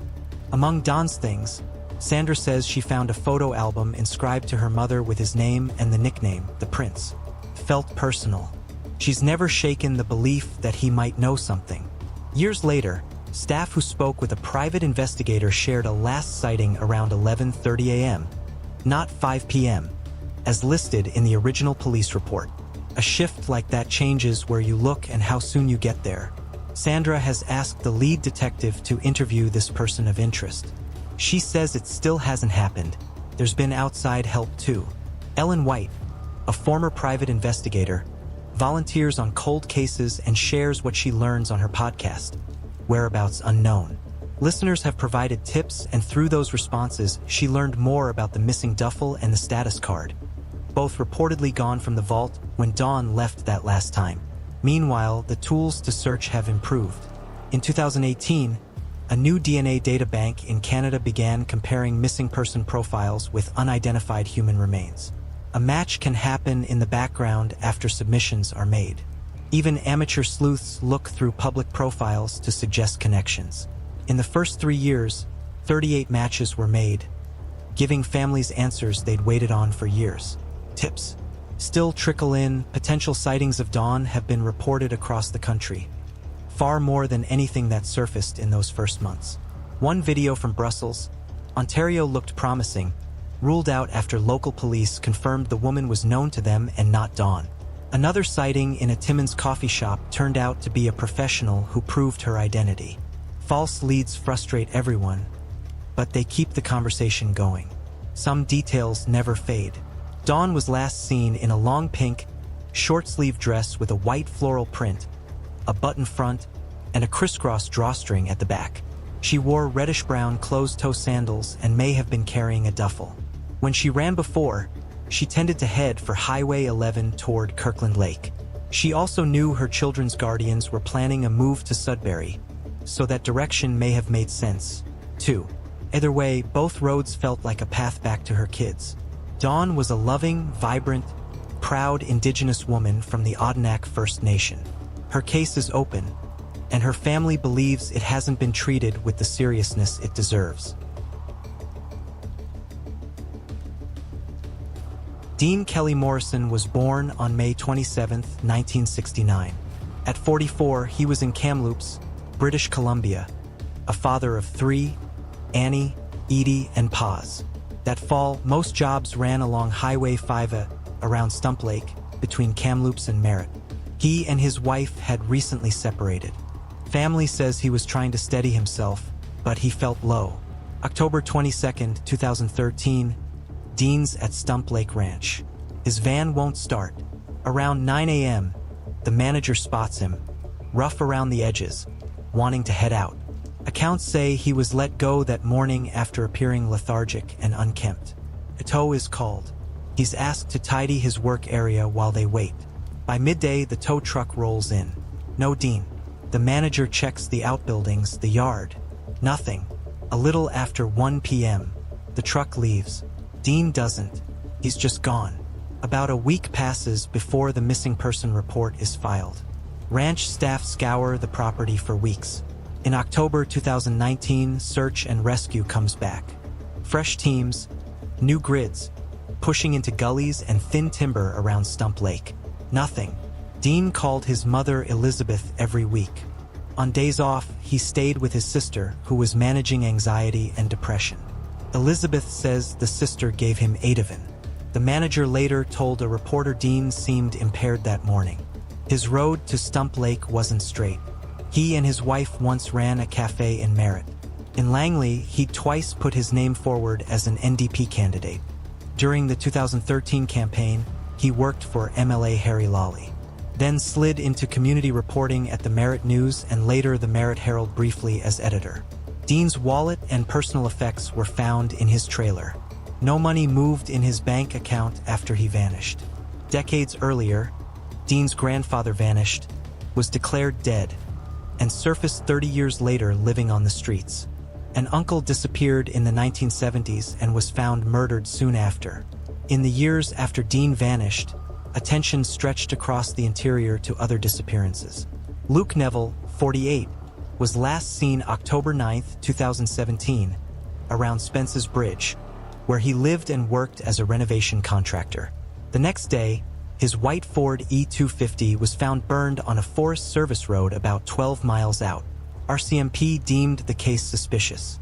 A year in, investigators renewed appeals, hoping time might loosen lips. Luke had roots in eastern Canada, years in firefighting with his brothers, and a settled life in Spence's Bridge. 15 months after he was reported missing, his brother Mark flew in from Ottawa to post billboards and stand with RCMP. Police told the family they suspected foul play. A little more than an hour southeast lies the Nicola Valley, where a massive search launched in winter 2019 for 32-year-old Ben Tyner, the new manager at Nicola Ranch. Last seen the afternoon of January 26th. His horse turned up 2 days later on a logging road, fully tacked, rain broken. With temperatures plunging and no sign of his route, the search stood down after 7 days. That spring, RCMP said there was reason to believe criminality was involved. May have been the victim of homicide. Years later, he still hasn't been found. Early questions asked whether these disappearances were connected. RCMP said they looked for links and found none. As of September 2025, none of the three men, Dean Morrison, Luke Neville, or Ben Tyner, has been located. There was a surge of hope near Kamloops in April 2025, when skeletal remains were found on rural land near Greenstone Road in the Pendleton Creek area. In June, RCMP identified them as Jordan Dean Nandi, 27, missing since March 2023. Investigators believe foul play led to his death. He'd been under a court-ordered curfew in Fort St. John, had an active warrant, and had reportedly traveled south with local associates weeks before his family reported him missing. Many locals talk about a darker pattern in that stretch of the interior. More men gone, more questions than answers. Marshall Iwasa, 27, missing since November 2019, his burned-out truck found on a logging road near Darcy. Ryan Preventure, 38, and Richard Skur, 37, last seen July 17, 2019, found dead a month later, with RCMP saying criminality was involved. Ryan Stuka, 20, last seen February 17, 2018, at a Kamloops area ski resort. James Gregory Lee was born on July 29, 1992. Everyone called him Jamie. He grew up a good-looking kid, full of energy and easy smiles. At 19, he was living just 4 blocks from his parents in Grand Prairie, Alberta. Most nights, he still came home for supper, a little TV, and the comfort of routine. He wasn't in trouble, wasn't hanging around a bad crowd. He was in welding school, planning to make a career of it. Most mornings his mom drove him to work and picked him up after, even though he could have walked. That was just their rhythm. In 2011, his father's health was failing because of a rare kidney disease. On September 3rd, Jamie finally got good news. His mom had been approved to donate a kidney, a life-saving match. His parents told him as they drove home from the ICU in Edmonton. Later that day, Jamie called after work, excited. He was heading out for a last-minute camping trip with friends, lifted by the good news. The group went to McLeod Flats Campground, also called Smoky Flats. It was familiar ground, a mile-long dirt road leading to a river spot where local kids often camped. That dry year, the river was so low you could drive straight onto what was usually an island. That weekend, hundreds of young people filled the area. By night, the party was in full swing. Jamie had a lot to drink. Friends later said he didn't seem himself. Still down about his dad, even though the transplant news should have been a lift. Near dawn, Jamie said he wanted to go home. He climbed into his Jeep with the keys. His friends, not wanting him to drink and drive, pulled him out. In the scuffle, he hit his head hard on the steel frame of the driver's door. He yelped, insisted he was fine, then angry and amped. walked off into the bush sometime between 4:30 and 5 a.m. He was never seen again. At 5:30, his friends grew worried and started looking. By chance at 6 a.m., a specialized search and rescue team arrived at Smoky Flats for training, a complete fluke, and immediately joined in. For more than a month, volunteers and officials combed the area. Grid teams on foot, horses, aircraft, even canoes along the river. The river was checked by boat, but with levels so low that year, drowning seemed unlikely. Searchers found some of Jamie's belongings, his cigarettes, a piece of his medical ID card, and a first aid certificate with his name. About a mile from the campsite, those items were lying on a dirt road. His mom later explained he might have gotten frustrated when he realized his lighter was still in the Jeep, and he might have thrown the cigarettes down. The terrain was difficult, old logged ground, thick with deadfall. Some parts of the search were frustrating. Witnesses said RCMP tried to canine once, then put the dog away because of too many people. The family brought in private canine teams. One dog followed Jamie's scent through the campground, across the river, into the bush, and then strangely up a tree. The handler said the dog stopped and looked up, something rarely seen. On the far side of the tree, the scent picked up again and led to a gravel pit 3 miles away. There, on a small mound, searchers found a single, clear shoe impression. Just days before, Jamie had bought new Adidas sneakers. They were a size 13 with a distinctive outsole. The store confirmed only 2 pairs in that size had been sold in town. The print was very likely his. A second dog began at the gravel pit, tracked the scent further, and stopped at a busy road, suggesting he may have been picked up by a vehicle. Weeks later, tips surfaced. A red logging truck had pulled up to the volunteer search table along Highway 40. The driver, described as about 30 with shoulder-length blonde hair, said he'd picked up a young man the morning after Jamie disappeared. He noted the boy had blood on him and dropped him off in Grand Cache, 2.5 hours away. Jamie's mom tried to chase it down.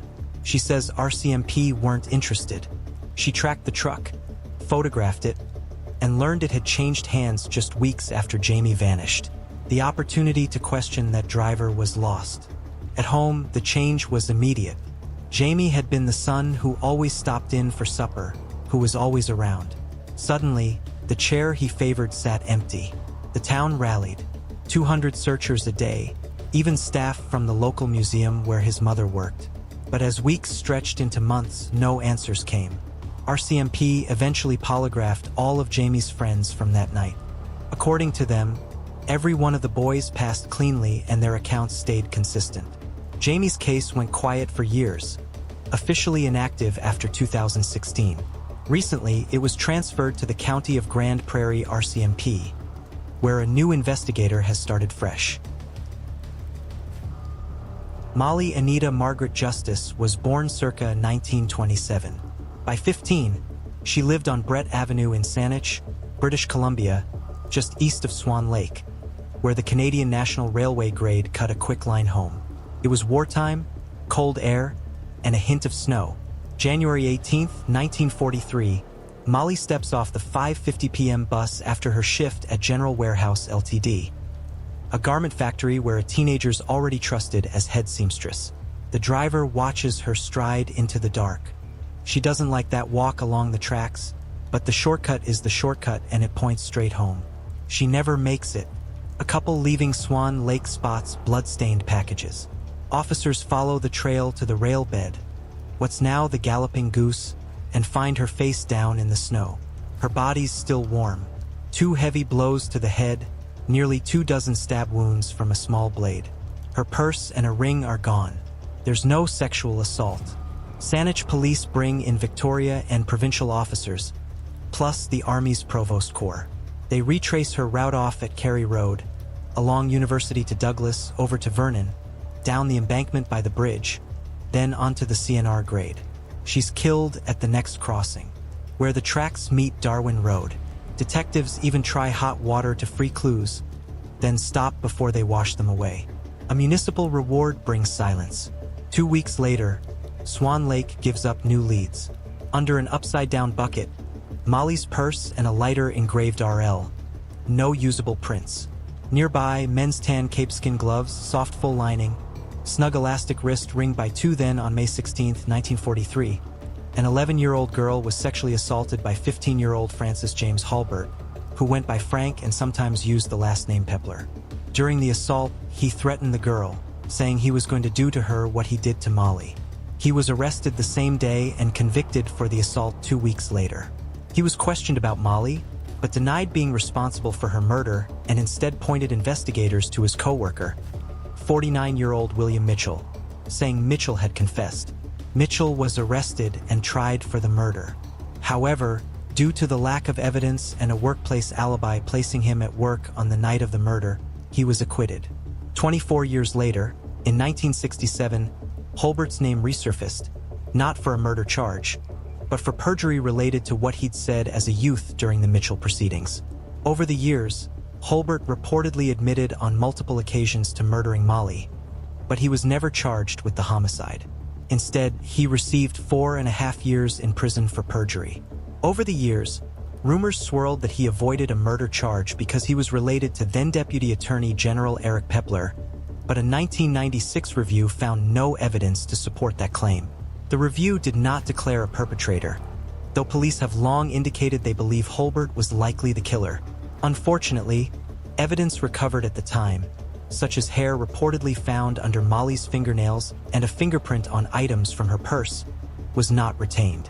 Investigators did find an unlabeled brown-handled knife in the evidence decades later and had it tested, but no blood was found on the blade. It remains unclear whether this was the actual murder weapon. It's now been over 82 years since Molly was murdered, and as of September 2025, the case remains unsolved. 24-year-old Rita Corin was brutally murdered in her own apartment in Burlington, Vermont on July 19, 1971. The killer left no clues, no fingerprints, and vanished into thin air. At the time, with forensic and DNA science being not as advanced as it is today, there was not much the police could do. For 50 to 52 years, the case lay cold and left investigators scratching their heads as they tried to comprehend what had happened. Who killed Rita Corin? How did the police solve the case? Today's story takes us to Burlington, a city in the state of Vermont in the United States. It possesses a captivating mix of history, culture, and natural beauty. It's located on the eastern shore of Lake Champlain. The city boasts stunning views of the lake and surrounding mountains. Burlington's fascinating history dates back to its founding in 1785, and its vibrant economy is driven by technology, education, healthcare, and tourism. But this mesmerizing city bore witness to a terrible crime that took place on July 20th, 1971, and remained unsolved for the next 52 years. On June 21st, 1947, Mary Eleanor Donahue Corin and Thomas F. Corin of New York City held their precious daughter for the first time and named her Rita Corin. Rita was the first child that the Corin family had welcomed. As time passed, they had 2 more children, and Rita got to welcome her 2 younger siblings. She was blessed with a loving and caring younger brother, Thomas Corin Jr., as well as a beautiful and kind younger sister, Mary Corin. The Corin family was well known and well liked in the area they resided, especially since her father Thomas was the zoning administrator for the community. Growing up, Rita was always a quiet and sweet presence, with a shy demeanor that belied her deep reserves of kindness and intelligence. She excelled academically and completed her graduation from Trinity College.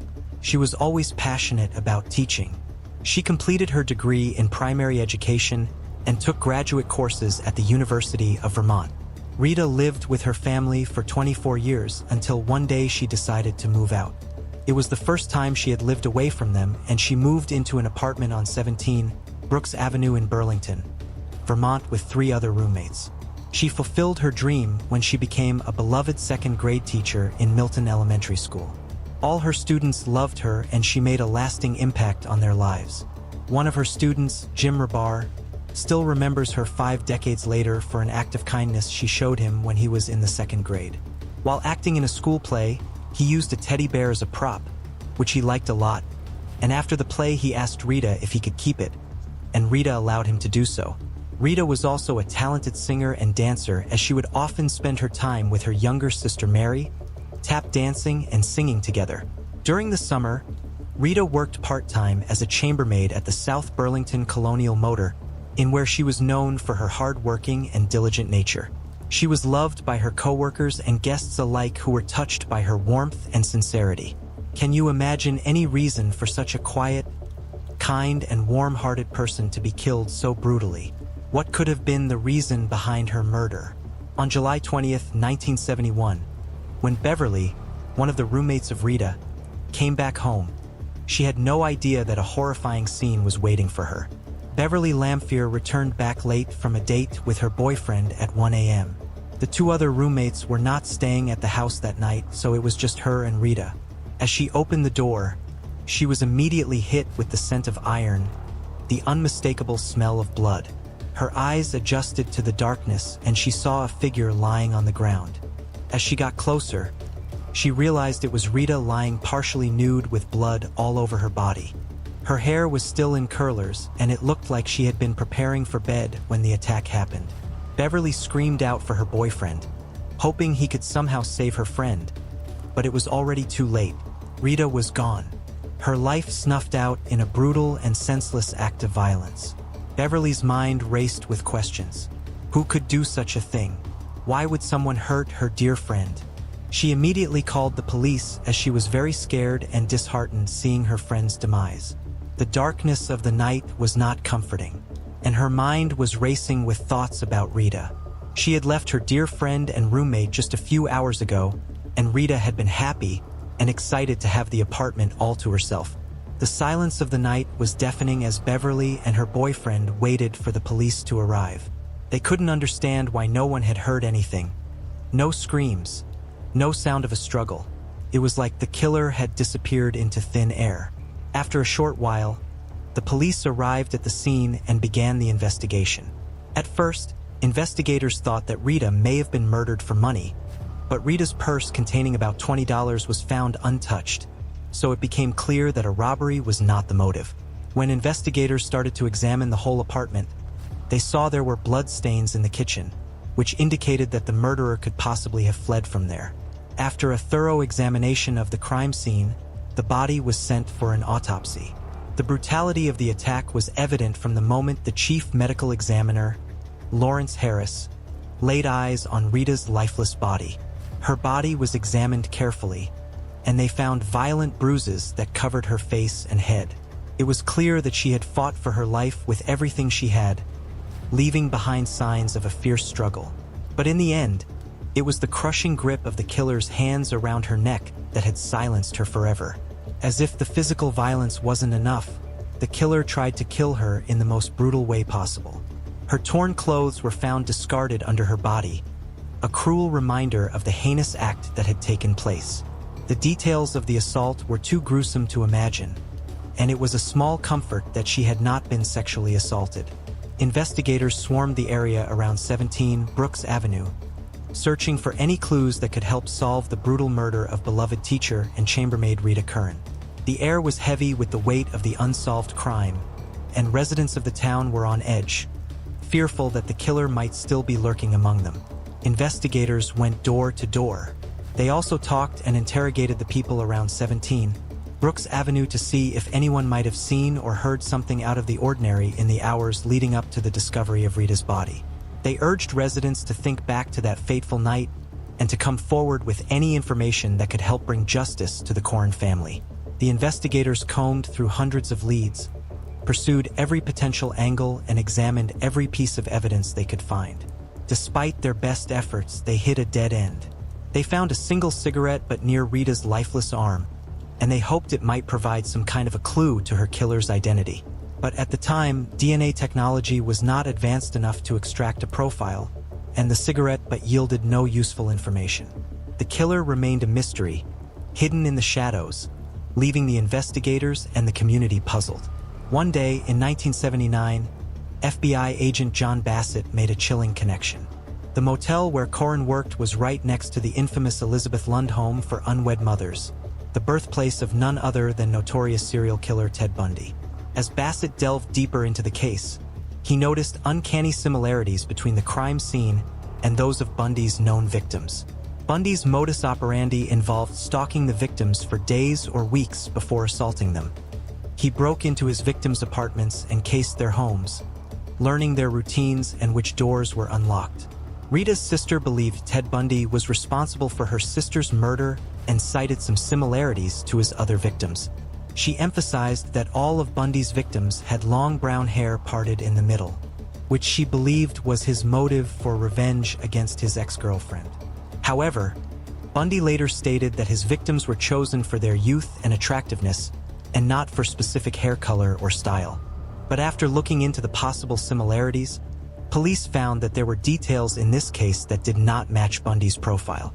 Burlington Police Chief Kevin Scully stated that Bundy would attack his victims when they were asleep, strangle them with a ligature, and use a weapon to bludgeon them. However, Rita was awake and fought back and was strangled manually with fists. Bundy's crimes were usually planned and involved the use of a weapon in ligature, but Rita's murder seemed impulsive and only involved the use of hands and fists. Before Bundy's execution on January 24, 1989, he denied committing any murders in Vermont. And the Burlington police stated that they had investigated the possibility of his involvement in the Rita Kern case and concluded that Bundy was elsewhere in the country at the time. Now they were left with no other clues that could lead them to the real killer of Rita, and again the case slowly went cold. For decades, the case of Rita Kern's brutal murder remained a mystery to investigators. But in 2014, a tiny, seemingly insignificant piece of evidence became the key that would unlock the case. It was the cigarette butt, carelessly discarded near the victim's body, that had lain forgotten for years. Detectives knew that it was a long shot, but they were able to extract a DNA profile from the cigarette butt and submit it to the National Criminal Database. But unfortunately, no matches were found. It was a puzzling and frustrating dead end. But Detective Lieutenant James Trebb refused to give up.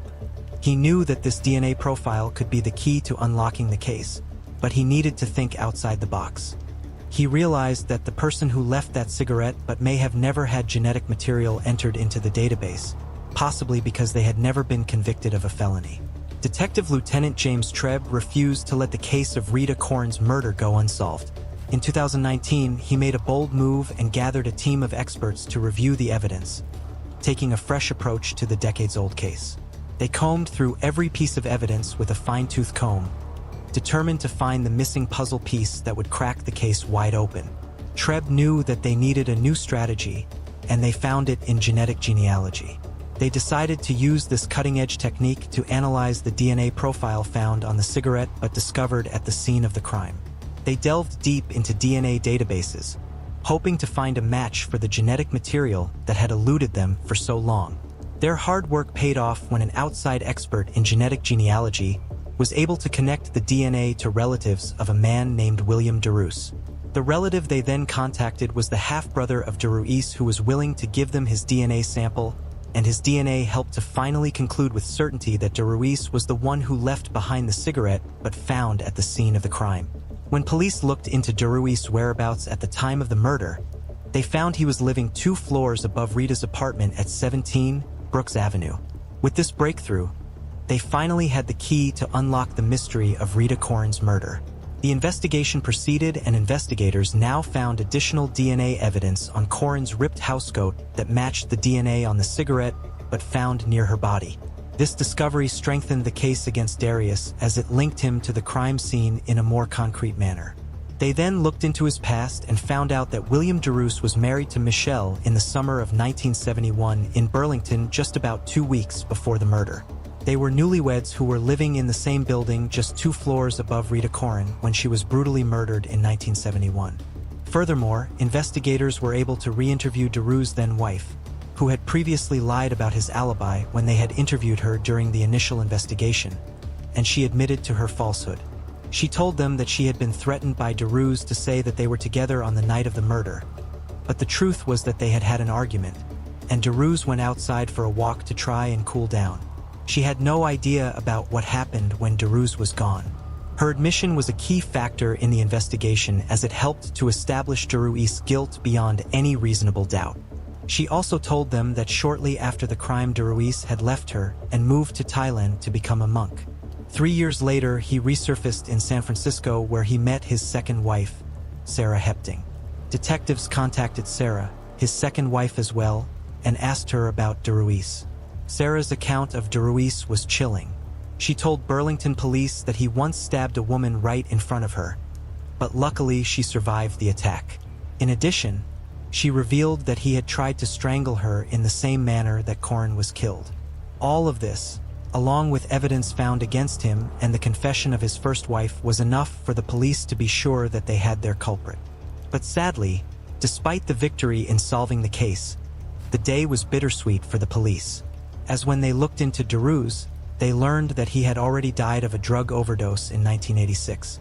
The news of the breakthrough in Rita Corin's murder case sent shockwaves through the community, bringing a mix of emotions for those who knew her and those who had only heard of her through stories. For Mary Campbell, Corin's sister, the case had haunted her family for generations. "We now have 2 generations in our family who never knew her," she said with a heavy heart. But through the tears and the pain, there was a glimmer of hope. Thomas Corin, Rita's brother, found solace in the support of his loved ones. "I pray to my parents and I pray to Rita. My wife Nancy tells me we will get through this. We are Corin strong," he said, and his voice was filled with determination. As news of the arrest spread, messages of praise and gratitude poured in from all corners. Former Burlington Police Chief Brandon Del Pozo, who had worked on the case, expressed his admiration for the hardworking detectives who never gave up. "This is one of those cases where I regretted that I couldn't find the killer. But I'm so proud of the Burlington Police Department," he said, and his voice was filled with pride.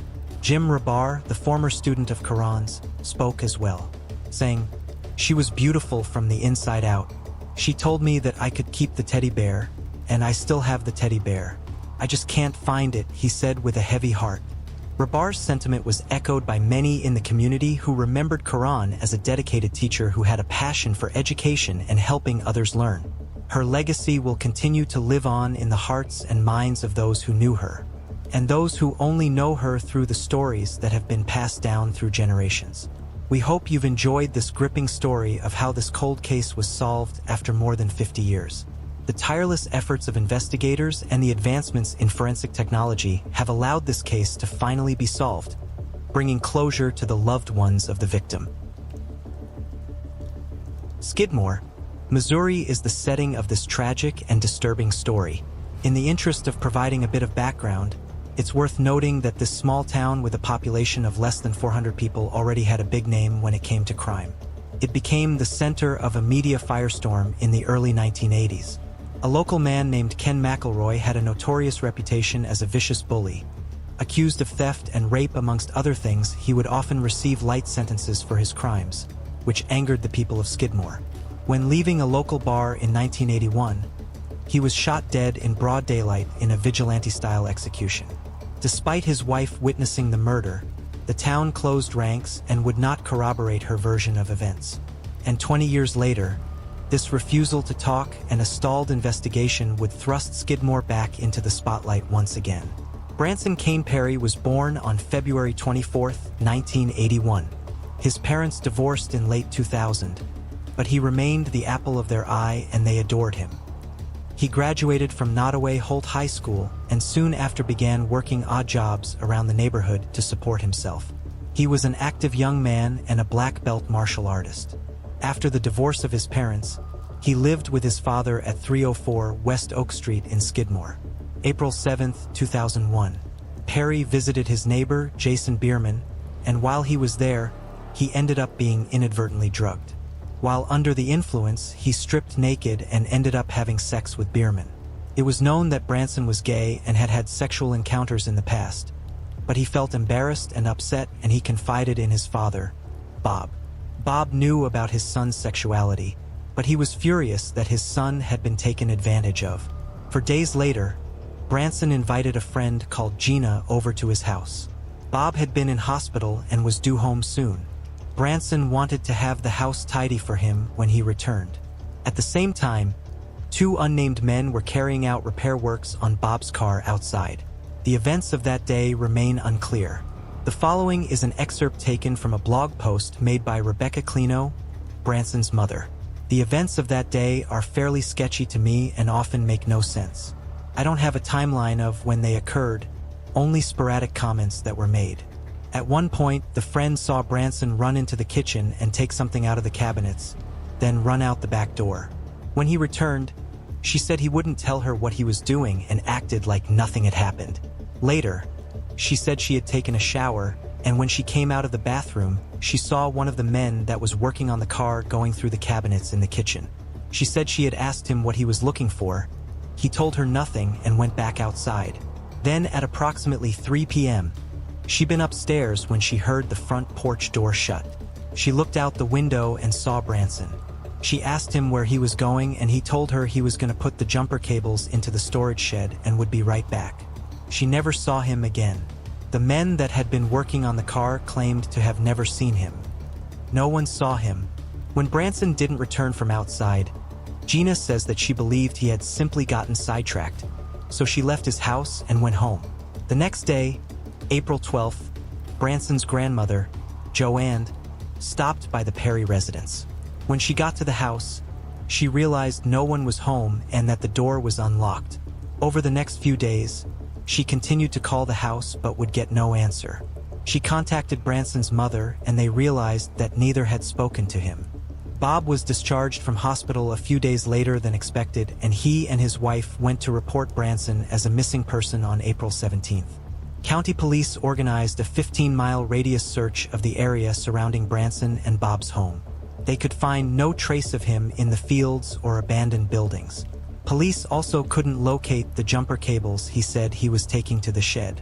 It wasn't until 2 weeks later that they were found just inside the door. For the following 6 weeks, the police interviewed at least 100 people in Skidmore in an attempt to piece together Branson's movements and generate any new leads. They spoke to his friend Gina, who was one of the last people to see Branson. She told the police that Branson had been experimenting with drugs, namely marijuana and amphetamines.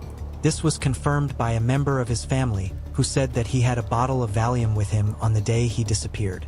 Following this lead, police began investigating other drug users who were known to Branson, but they all passed polygraph tests when they said they had not seen him. Rumors circulated that Branson was indebted to local drug dealers, but no information surrounding this came to light. Bob's first thought was that he was embarrassed by his encounter with Bierman and as a result had gone to Kansas City to see friends. He also assumed he could have hitchhiked as he didn't have a working car. The investigation into what happened to Branson stalled, and nothing new would arise until 2003. On April 10th of that year, a 59-year-old pastor and scout leader called Jack Wayne Rogers was arrested. Allegations ranged from child pornography and assault to practicing medicine without a license after he removed the genitalia of a trans woman in a hotel room, in a botched gender reassignment operation.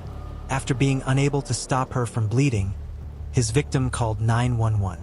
While investigating him, they uncovered numerous posts he had made on message boards pertaining to the torture and assault of various men. One of these posts stood out to investigators. In it, he claimed to have been flagged down by a blonde male hitchhiking. He described raping, torturing, and mutilating the young man. He also claimed that the victim had been buried in a secluded area of the Ozarks. Police believed that there was a possible connection to Branson. However, Rogers denied seeing him, let alone knowing him. He said all the posts he had made were part of a fantasy and completely made up. The law enforcement were not convinced. They continued searching Rogers and in his car found a turtle claw necklace, which bore a resemblance to one that Branson had owned. In April 2004, Rogers stood trial and was convicted of assault and performing an illegal surgery, for which he received a sentence of 17 years and 7 years respectively. He also received a 30-year sentence for charges relating to child pornography, which would run concurrently. Whilst he was being sentenced, Branson's mother Rebecca begged and pleaded with him for information on her son's whereabouts. He maintained that he did not know Branson and was not involved in his disappearance. Afterwards, Rebecca said she no longer believed Rogers was involved. She said in a statement, "The police are not completely ruling him out, but now the investigation has turned towards Skidmore again. They have received new leads there. I suppose time has a way of unraveling secrets. I believe someone in that area knows what happened to Branson. In my heart, I don't believe this suspect is responsible.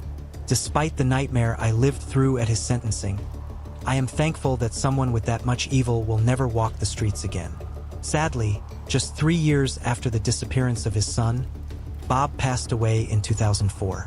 The police and Branson's surviving family refused to give up. 8 years after he vanished, the police received what they referred to as a credible tip that Branson's remains could be in Quitman, Missouri. However, this lead, like all others, would go nowhere. To add to the tragedy, after a long fight with cancer, Rebecca Clino, Branson's mother, passed away in 2011. The Q Center for Missing Persons founder Monica Clayson, who was a personal friend of Rebecca, vowed to carry on the search for Branson and not give up hope. Rebecca was buried alongside an empty plot for Branson, which listed his date of death as April 11, 2001, the day he was last seen alive. Branson's case remains open, and the police and family still hope that one day the questions surrounding Branson's disappearance will be answered. If you have any information relating to the disappearance or whereabouts of Branson Perry, please contact the relevant authorities. Moving on to the next case. CCTV often plays a vital role in investigating crimes. It can help piece together events and be a vital witness when there may be no others. In the age of CCTV, it remains a mystery how some people can seemingly vanish without a trace. With cameras picking up at every move, what happens when a CCTV trail goes cold and an investigation hits a brick wall? This is the story of the disappearance of Trevor Deely. On the 15th of August, 1978, Anne and Michael Deely welcomed their 5th child, a little boy named Trevor. He grew up in County Kildare and soon became an extremely intelligent and career-driven young man. He developed an aptitude for business and technology, and by his early 20s had landed a job in the IT department of the Bank of Ireland Asset Management team. The work Christmas party was scheduled for the December 7, 2000. Drinking began at Copperface Jack's and the Hilton before it carried on to Buck Whaley's nightclub on Lower Leeson Street. 22-year-old Trevor left Buck Whaley's around 3:30 a.m. He walked in the direction of the Renoir complex where he had an apartment on Serpentine Avenue. Around 10 minutes after leaving Buck Whaley's, Trevor arrived at his office and security let him in. He made a cup of tea and spoke to his colleague, Carl, who was on the night shift. Trevor checked his emails and made a schedule of what needed to be done the following day.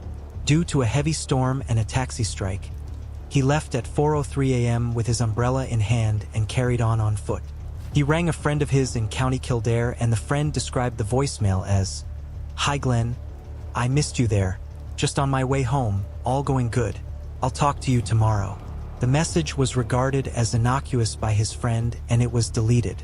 CCTV footage from the bank showed a man dressed in black that was waiting outside for around 30 minutes before Trevor appeared. When he got there, Trevor and the man engaged in brief conversation, but by the time Trevor left the bank, the man in black had gone. At 4:14 a.m., CCTV captured Trevor walking past what was the AIB Bank on the corner of Bagot Street Bridge and Haddington Road, heading towards his apartment. Around 30 seconds later, a man in black takes the same route. The Gardaí believed that this is the same man that was stood outside the bank and spoke to Trevor. This footage of him at 4:14 a.m. is the last known sighting of him. Due to the heavy partying the night before, Trevor's failure to turn up at work was not considered unusual. His flatmates were away that weekend and did not know he was missing.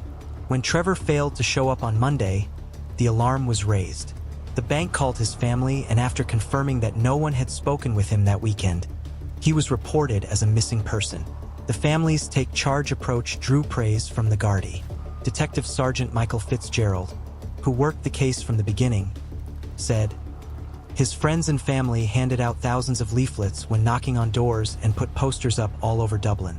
However, due to the days that had passed from his last known sighting to him being reported missing, vital time and clues had been lost."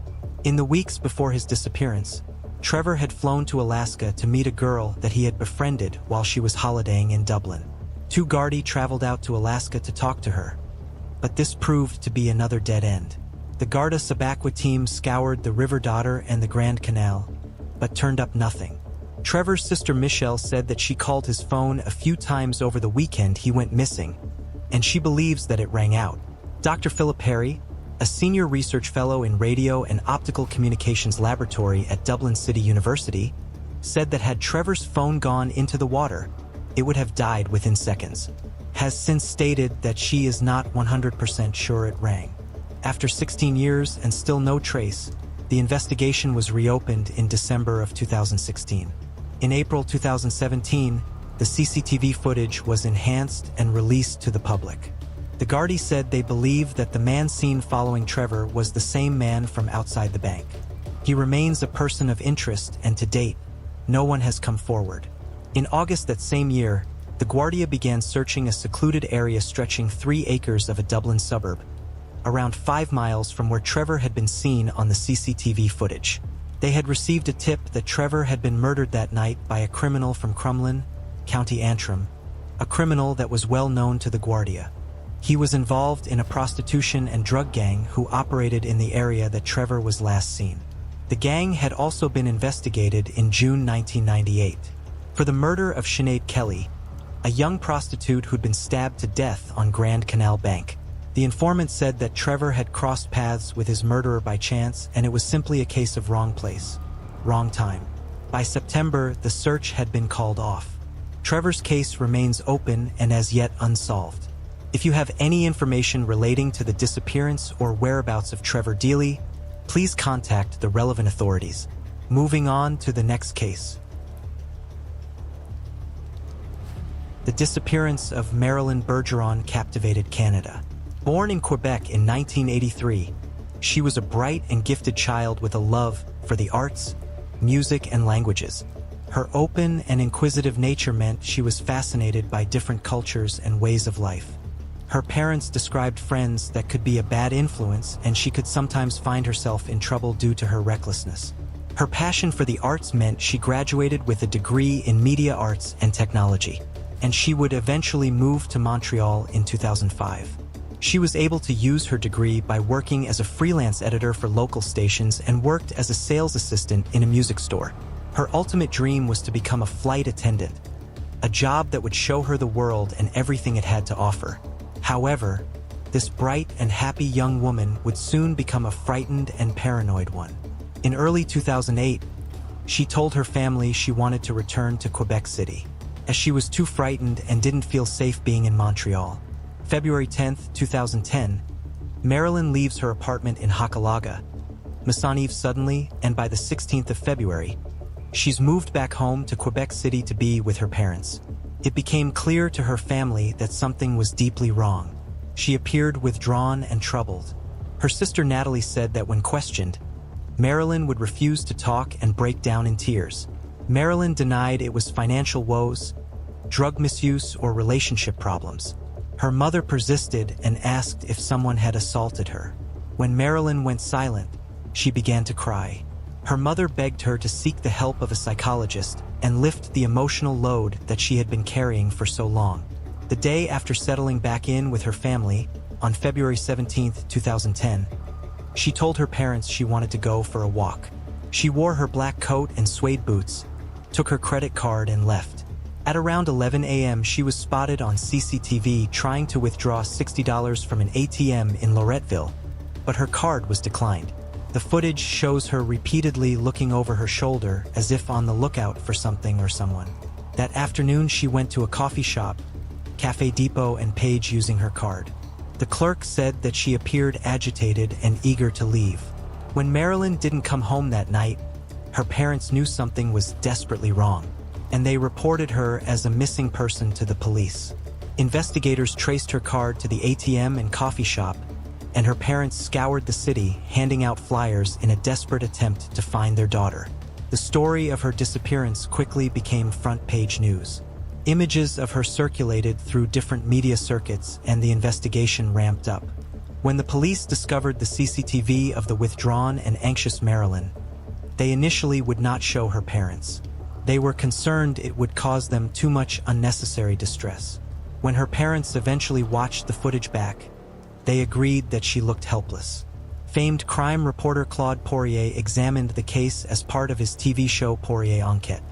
When standing at the same ATM, he theorized that she could have been looking at a parked car on the street, which would have been in her line of vision.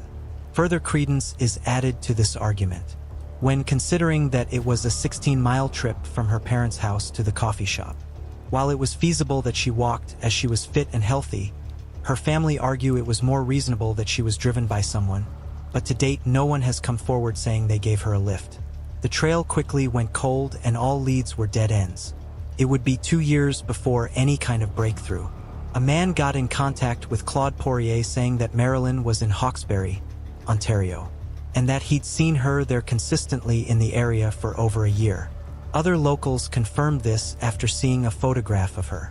They agreed that she had been living there with a man. Marilyn's family became frustrated with the lack of progress surrounding her disappearance. The police had not considered foul play and were treating it as a disappearance and possible suicide. Her family continued making requests to have the Sûreté de Quebec, the SQ, or the Montreal police examine her case. The SQ can investigate across the province and had a formidable reputation, and the Montreal police can investigate in the city from which she fled. The requests of the family to have either force take over her case were rejected, and the family expressed their frustration at a press conference in February 2017. The Quebec City Police responded to the criticism, saying they take the case seriously and have done all they can to keep the family informed with the investigation. The SQ said the spokesperson, "In this case, wherever required, the Sûreté de Quebec offered its full cooperation and support to the Quebec City Police Service." The reward to find their daughter was increased to $30,000 Canadian dollars. Their lawyer, former Justice Minister for the province, Marc Bellemare, expressed disappointment with investigators for refusing to hand over to either the SQ or the Montreal police. He also announced that a tip line had been set up in order to gather any possible leads on Marilyn's whereabouts. The family held another press conference in November that year, where they announced that 43 sightings had been reported to the tip line. Jonathan Gaultier, who had known Marilyn in college, had reconnected with her in 2007 while she was still in Montreal. He spoke with journalists on the 10th of December. He explained that she had become increasingly fearful and reclusive in the 2 months before her disappearance.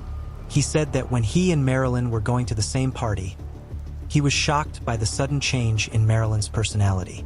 She was no longer the inquisitive and positive young woman she once was.